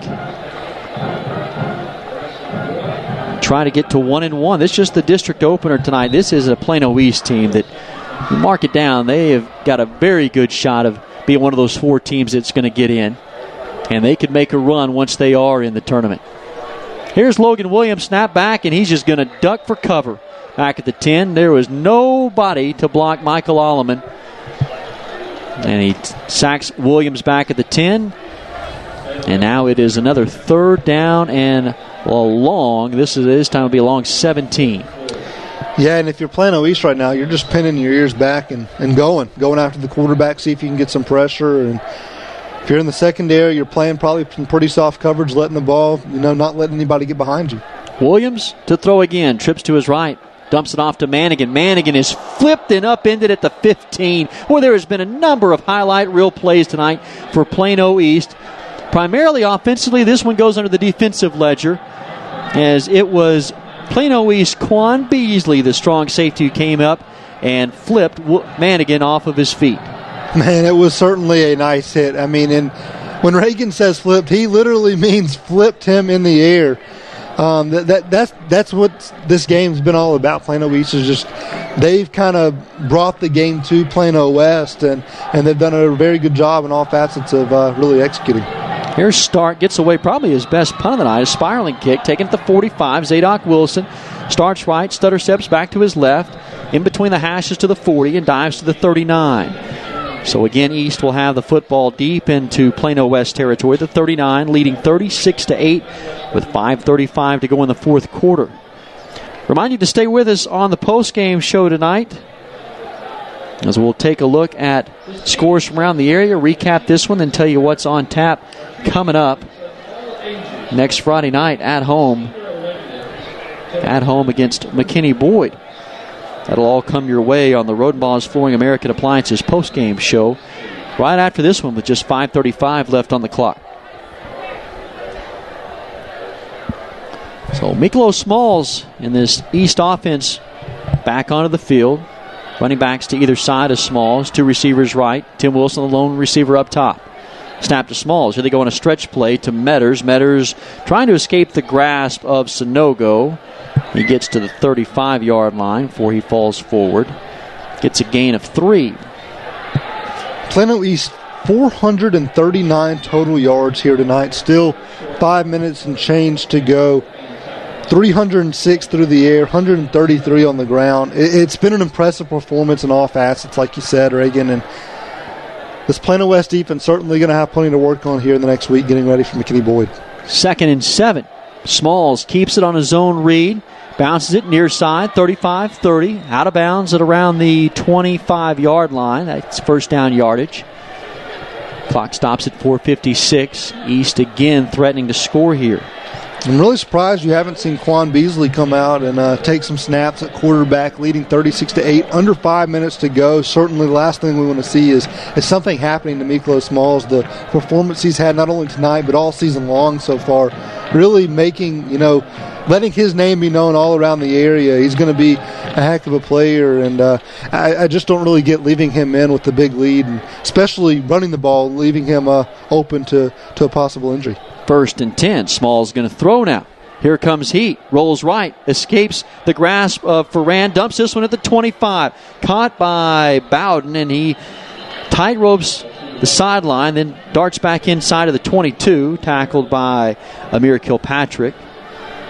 It's a gain of about 4. Well, this is a Joey McCullough team that was 1-9 last year. There is a penalty and a chop block this time on Plano East. This will be a significant penalty. They'll back him up with the clock stopped at 4:44. But a guy in McCullough, it's a homecoming for him. He graduated from East back in 1986. Played for John Bandy. Plano West fans remember Coach Bandy, longtime defensive coordinator. In fact, just retired last year when Mike Hughes retired after last season. McCullough played for Bandy. And then McCullough, of course, went on to coach 12 years with the Wolves up until last season when he took the reins of this Plano East team. It's been a dream job of him to come back to his alma mater.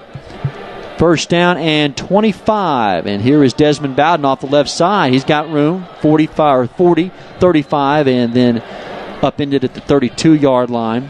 Tackle made by DeMarcus Hall. Reagan, you mentioned in the post game, we'll go over some scores, but here's some 6-6A scores. Marcus on top of Hebron, 21-7 in the fourth quarter. Allen all over Plano, 58-0 in the fourth quarter. Then McKinney-Boyd trails Flower Mound 21-14 in the fourth as well. So that may be the surprise of the night right there. Boyd down to Flower Mound, and so if that holds, Boyd would come in at 0-2 in district next week, and that would become a pivotal game really for both teams. And for Boyd, their season really probably hangs by a thread right there in the district race. Plano West trying to avoid going 0-2. Here's an outside give to Bowden. Great job by Valisano to set the edge. Actually, it wasn't Bowden, it was Metters, and he stumbles forward to the 34. He got out of the grasp of Valisano, but there was still help on the way with Sanogo and Ade Kilpatrick. It'll make for a 3rd down and a long 15 yards or 20 yards from the 35-yard line. have to get to the 15. 3:15 to go in the fourth quarter. 36-8 Plano East. Small is taking his time. 15 on the play clock. And you still see all the starters out there. Metters and Bowden in the backfield. Omatosho, Wilson, and Cameron Moore, the receivers. Here's a home run ball looking for Omatosho down the near sideline. Incomplete, but there is a flag at around the 12-yard line, which might indicate defensive pass interference. It's at least holding. Omatosho was locked up one-on-one. Running step for step with him was Ade Kilpatrick. It'll be an ineligible man downfield. It's actually the call on Plano East. And that call came all the way from the back judge. You saw a lineman down the field, threw that flag from around the goal line. And so back it up, and it'll be a 4th down and 20 from the 35-yard line. So just decline it, take the incomplete pass. 2:55 to go in the fourth, 36-8 East on top. Joey McCullough wants a timeout. We'll step aside with him. 30-second break here from Kimbrough Stadium. Plano East leads West 36-8. This is Wolves football on KVCE AM 1160 and SportsSoundsRadio.com.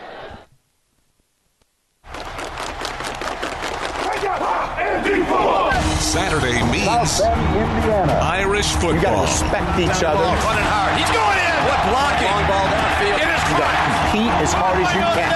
Fighting down the sideline. Still working. Touchdown, Notre Dame. Listen all season long on your home for Notre Dame football. The 8th-ranked Fighting Irish take on SEC's Georgia Tech Saturday at 2:30, pregame at 1:30 on KVCE AM 1160.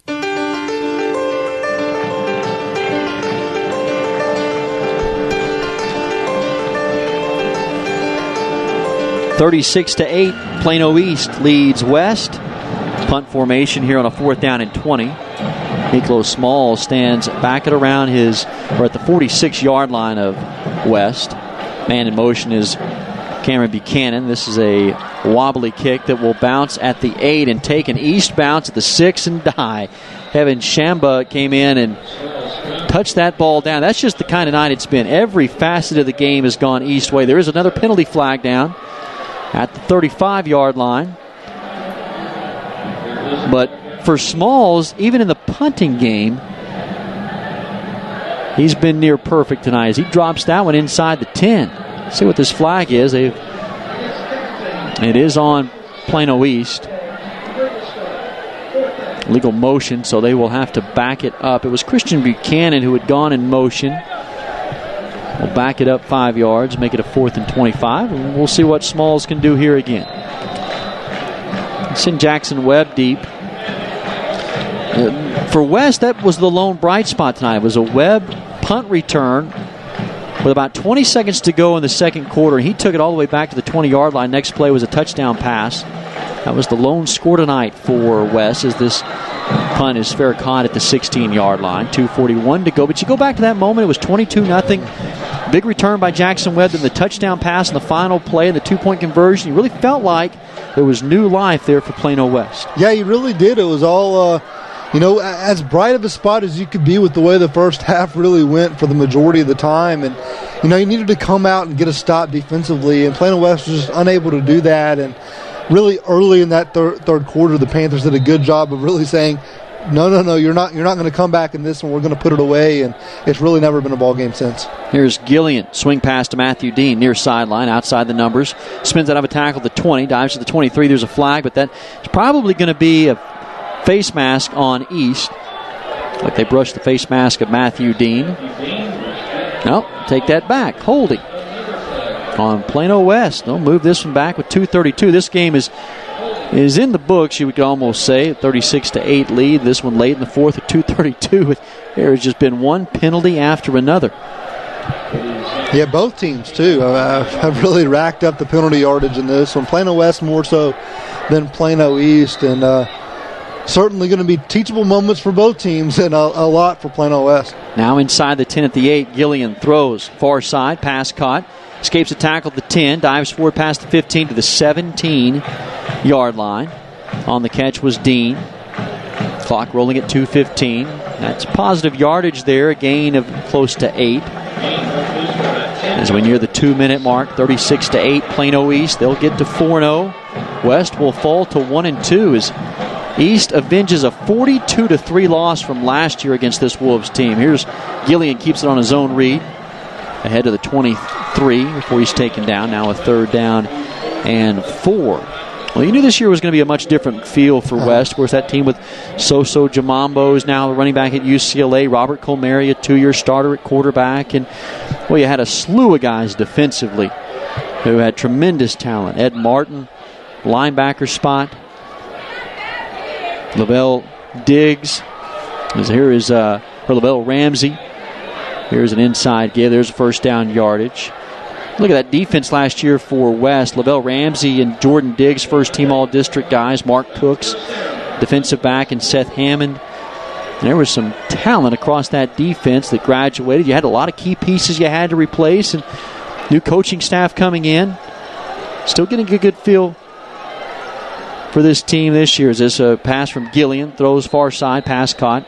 Near a 1st down. Bennett DeBrow made the grab. So a team that Scott Smith has his work cut out for him, likes the young talent that he has around him, and there's a lot of football left to be played with 7 games still on the schedule.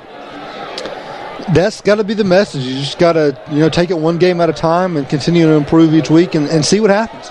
Gillian's pass caught by Dean, near side, 47, bumped out of bounds. It's a 1st down.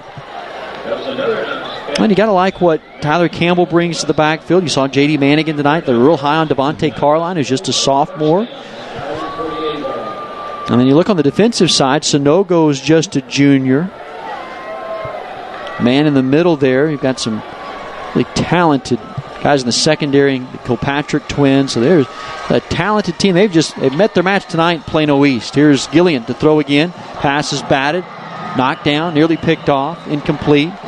Clock stops at 56 seconds. This is an East team that kind of reminds you of what that West team was like last year. They're talented on really both sides of the football.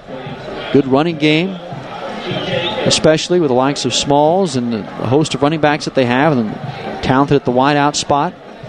That they have really shown up defensively tonight as well. Here's a pass, incomplete. Dean was hammered at the 28. Incomplete. It's Quan Beasley again. Boy, he has been everywhere tonight from his strong safety position, and there he just walloped Dean at the 30. Really a physical defense. Oh, yeah, they're extremely physical, and they've really taken it to Plano West here tonight. There's going to be a lot of guys with some bumps and bruises when they wake up tomorrow. Gillian to throw. Right side, pass, sails it high, incomplete. Over on the coverage was Heaven Shamba that time. Was over there. It's incomplete as East begins to roll some of the second-team guys in. Anthony Hines is out as Michael Alleman is in the middle at the linebacker spot. It'll be a 4th down and 10. 44 seconds to go in the 4th. 36-8 East with the commanding lead here. Gillian to throw. Trips right, one left. Tries to escape pressure. Rolling right. Throws across his body. Pass caught. Nice catch. 1st down yardage. Riley Castora right there makes that grab. For Castora, his first catch of the season. Moves the chains. 34 seconds to go here in the 4th quarter. So some good mop-up work here for Gillian, the junior. Stands, throws, pass caught by Dean at the 35, and then slides forward to the 32. 21 seconds to go in this one. And Reagan, you mentioned that senior class from last year, Sosa Jamambo leading the way. If anybody missed it in the season opener 2 weeks ago against Virginia, he actually had 79 yards on 9 carries, so doing his thing on the collegiate level as well. As a freshman, phenomenal. Here's Gillian. He's going to run it off the right side. He gets 1st down, but that's going to bring the game to a close. The clock ticks down to 0, and Plano East comes away with the win tonight. They have improved to 4-0 and 2-0 in district. For Plano West, they're now at 1-2. And for the Wolves, they are 0-1 in District 6-6A action. We'll step aside, take a break. We come back. It's the Rodenbaugh's Flooring American Appliances postgame show here on KVCE AM 1160 and SportsSoundsRadio.com. can be fixed. But many of us don't know we have a problem until it's too late. On April 2nd, 2009, Zachary Schraw, a 16-year-old sophomore offensive lineman, died of sudden cardiac arrest, the number one cause of death among student athletes. Like so many SCA victims, Zach had no heart issues, nor did anyone in his family.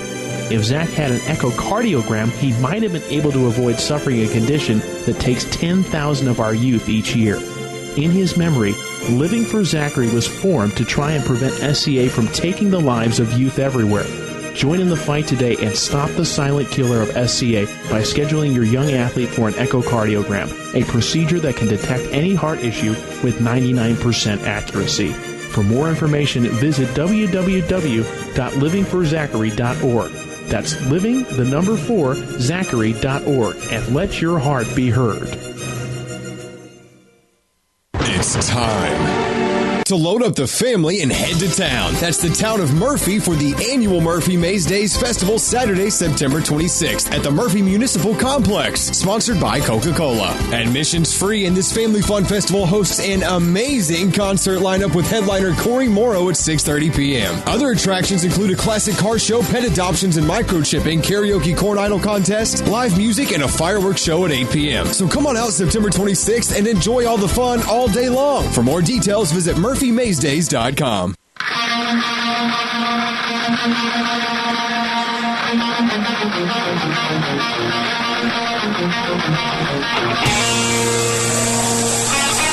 And welcome you into the Mighty Fine Car Wash broadcast booth. Reagan Ratcliffe and David Colliers welcome you into the Rodenbaugh's Flooring American Appliances postgame show. 36-8. Plano East wins tonight in commanding fashion over Plano West. We're at the top of the hour. Take a legal ID. This is KVCE Highland Park, 1160 a.m. As Plano West tonight falls by a score of 36-8. And it's a game that really was in control really from the outset. It was a 7-0 lead early on for East. They never trailed in this one. Plano East made a comeback there late in the first half, but Panthers run away with this one. And Dave, you got to look back at how we got to the 36-8 score and look at the stats tonight. Yeah, it all started in the first quarter, 3:21 to go. Jonathan Metters with a 15-yard pass from the arm of Miklo Smalls. That's going to be a common theme here tonight. And they were able to add an extra point and go up 7-0. And then in the second quarter, Smalls got into the end zone himself with a 1-yard run. Christian Buchanan able to run it in out of the swinging gate for a 2-point conversion to put the Panthers up 15-0. They extended that lead to 22-0 when Smalls found the end zone again, this time from 2 yards out. And then Plano West looked like they were able to gain some momentum on a Tanner Harmon 14-yard touchdown pass from the arm of Logan Williams as time expired just, at halftime. And you thought that might be something that Plano West could really build on going into the locker room. But coming out, the Panthers got the ball, and Tim Wilson found the end zone, 25-yard pass from Miklo Smalls, and they were able to add the extra point, make it 29-8. And then in the fourth quarter, Smalls finds the end zone again, 5-yard touchdown run, and leave the scoring where it is, 36-8, and let the Panthers cruise to another win and improve to 4-0, coming off that 1-9, year they had a season ago. Yeah, tremendous job by Joey McCullough and his staff to ride the ship and get things turned around. You talk about that 1-9 season last year, and guys that have kind of stuck with the process of him turning this program around. And boy, so much of it, you don't give just one guy credit. This is a team effort, but you have to really come away tonight impressed with what Miklo Smalls brings at the quarterback position. Oh, no doubt about it. He was spectacular. You look at the job. I mean, just in total, 454 total yards for this Plano East team. You look at Smalls and what he was able to do. He did it all. 18 of 32 passing the ball, 306 yards through the air, 2 touchdowns, and then running the ball, 16 carries, 51 yards, 3 more scores. He just did it all. His elusiveness bought time. He was able to put the ball in the money. He was able to, when he had time, survey the defense, see what was there, and throw a missile to the open receiver. There was just really nothing that Plano West did that really slowed this kid down.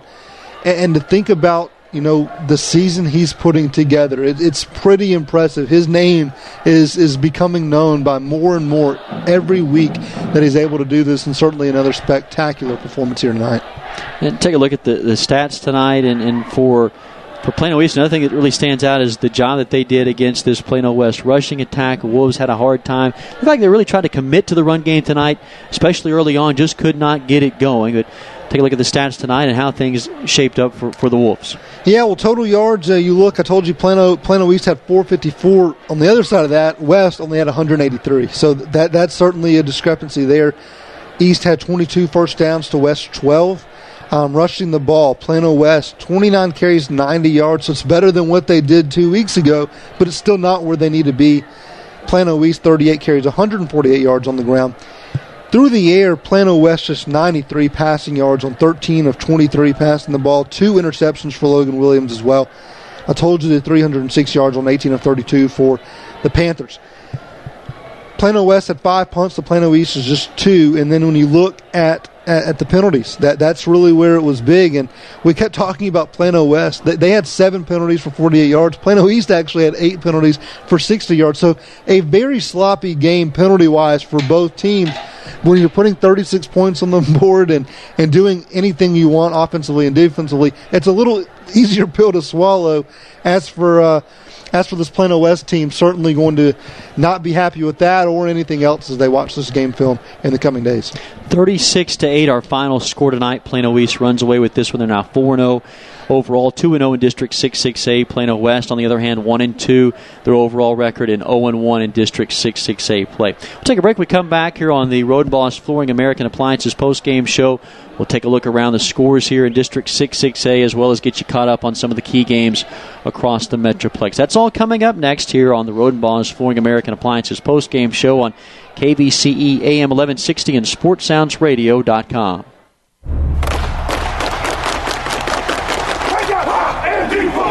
Saturday means Irish football. You got to respect each other. Running hard. He's going in. What blocking? Long ball downfield. It is compete as hard as you can. Fighting down the sideline. Still working. Touchdown, Notre Dame. Listen all season long on your home for Notre Dame football. The 8th-ranked Fighting Irish take on SEC's Georgia Tech Saturday at 2:30, pregame at 1:30 on KVCE AM 1160. Rodenbaugh's, located at 102 West Main Street in Allen, has all of your appliance and floor covering needs. Rodenbaugh's offers expert sales and installation on carpet, wood, ceramic, marble, and vinyl flooring. The appliance showroom displays state-of-the-art name-brand home appliances. As always, Rodenbaugh's backs up their knowledgeable sales with factory-trained service technicians. Rodenbaugh's, Allen's oldest business, family-owned and operated since 1962.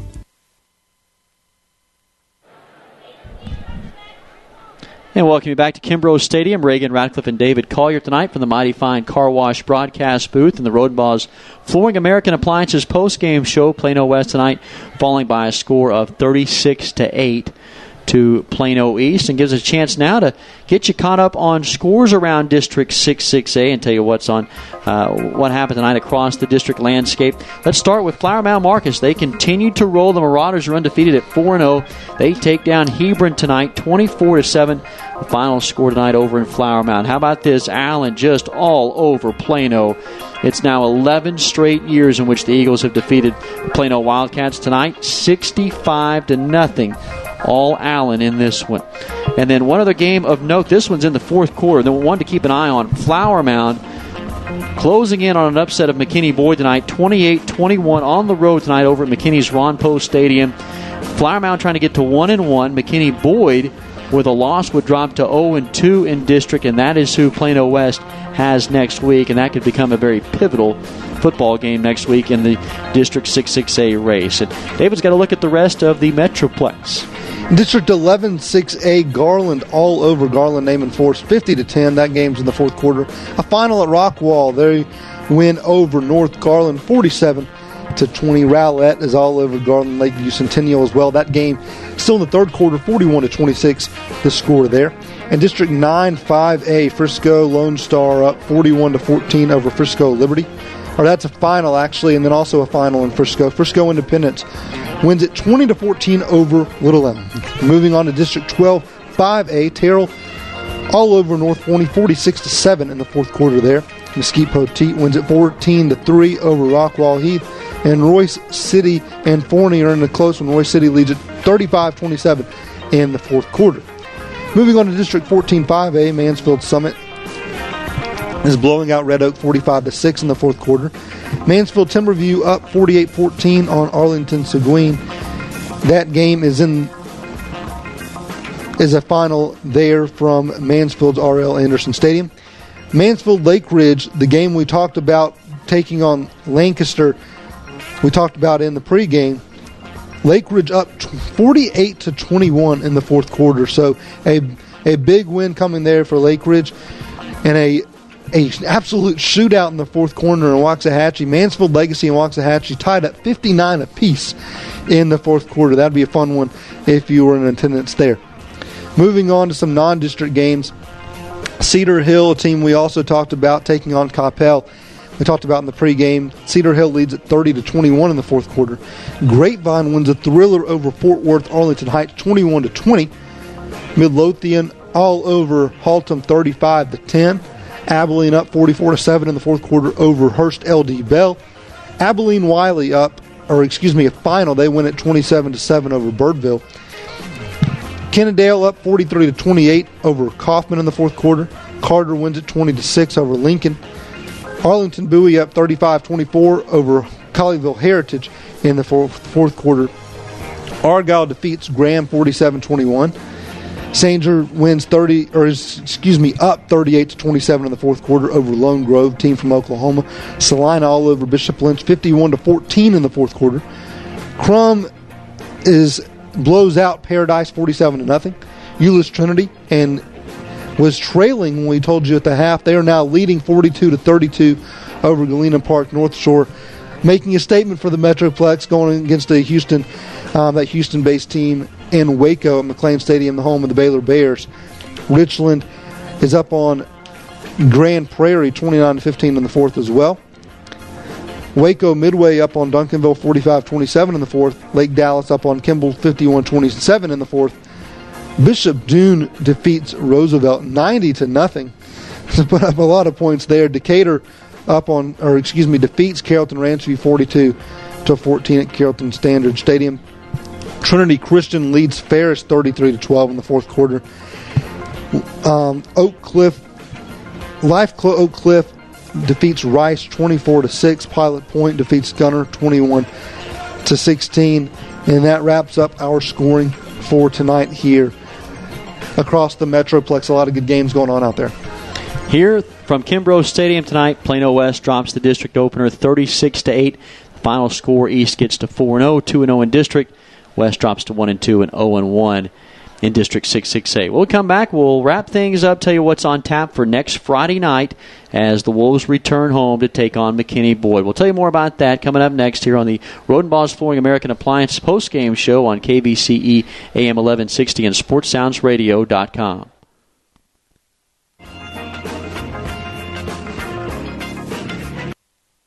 Rodenbaugh's, located at 102 West Main Street in Allen, has all of your appliance and floor covering needs. Rodenbaugh's offers expert sales and installation on carpet, wood, ceramic, marble, and vinyl flooring. The appliance showroom displays state-of-the-art name-brand home appliances. As always, Rodenbaugh's backs up their knowledgeable sales with factory-trained service technicians.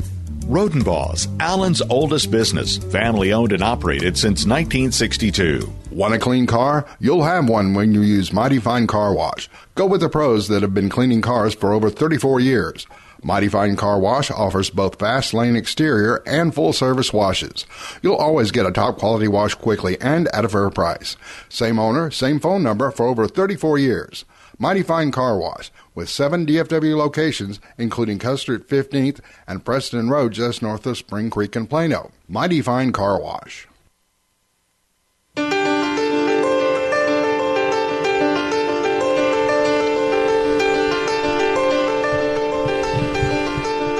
Back to Kimbrough Stadium, our final segment here on the Rodenbaugh's Flooring American Appliances postgame show from the Mighty Fine Car Wash broadcast booth.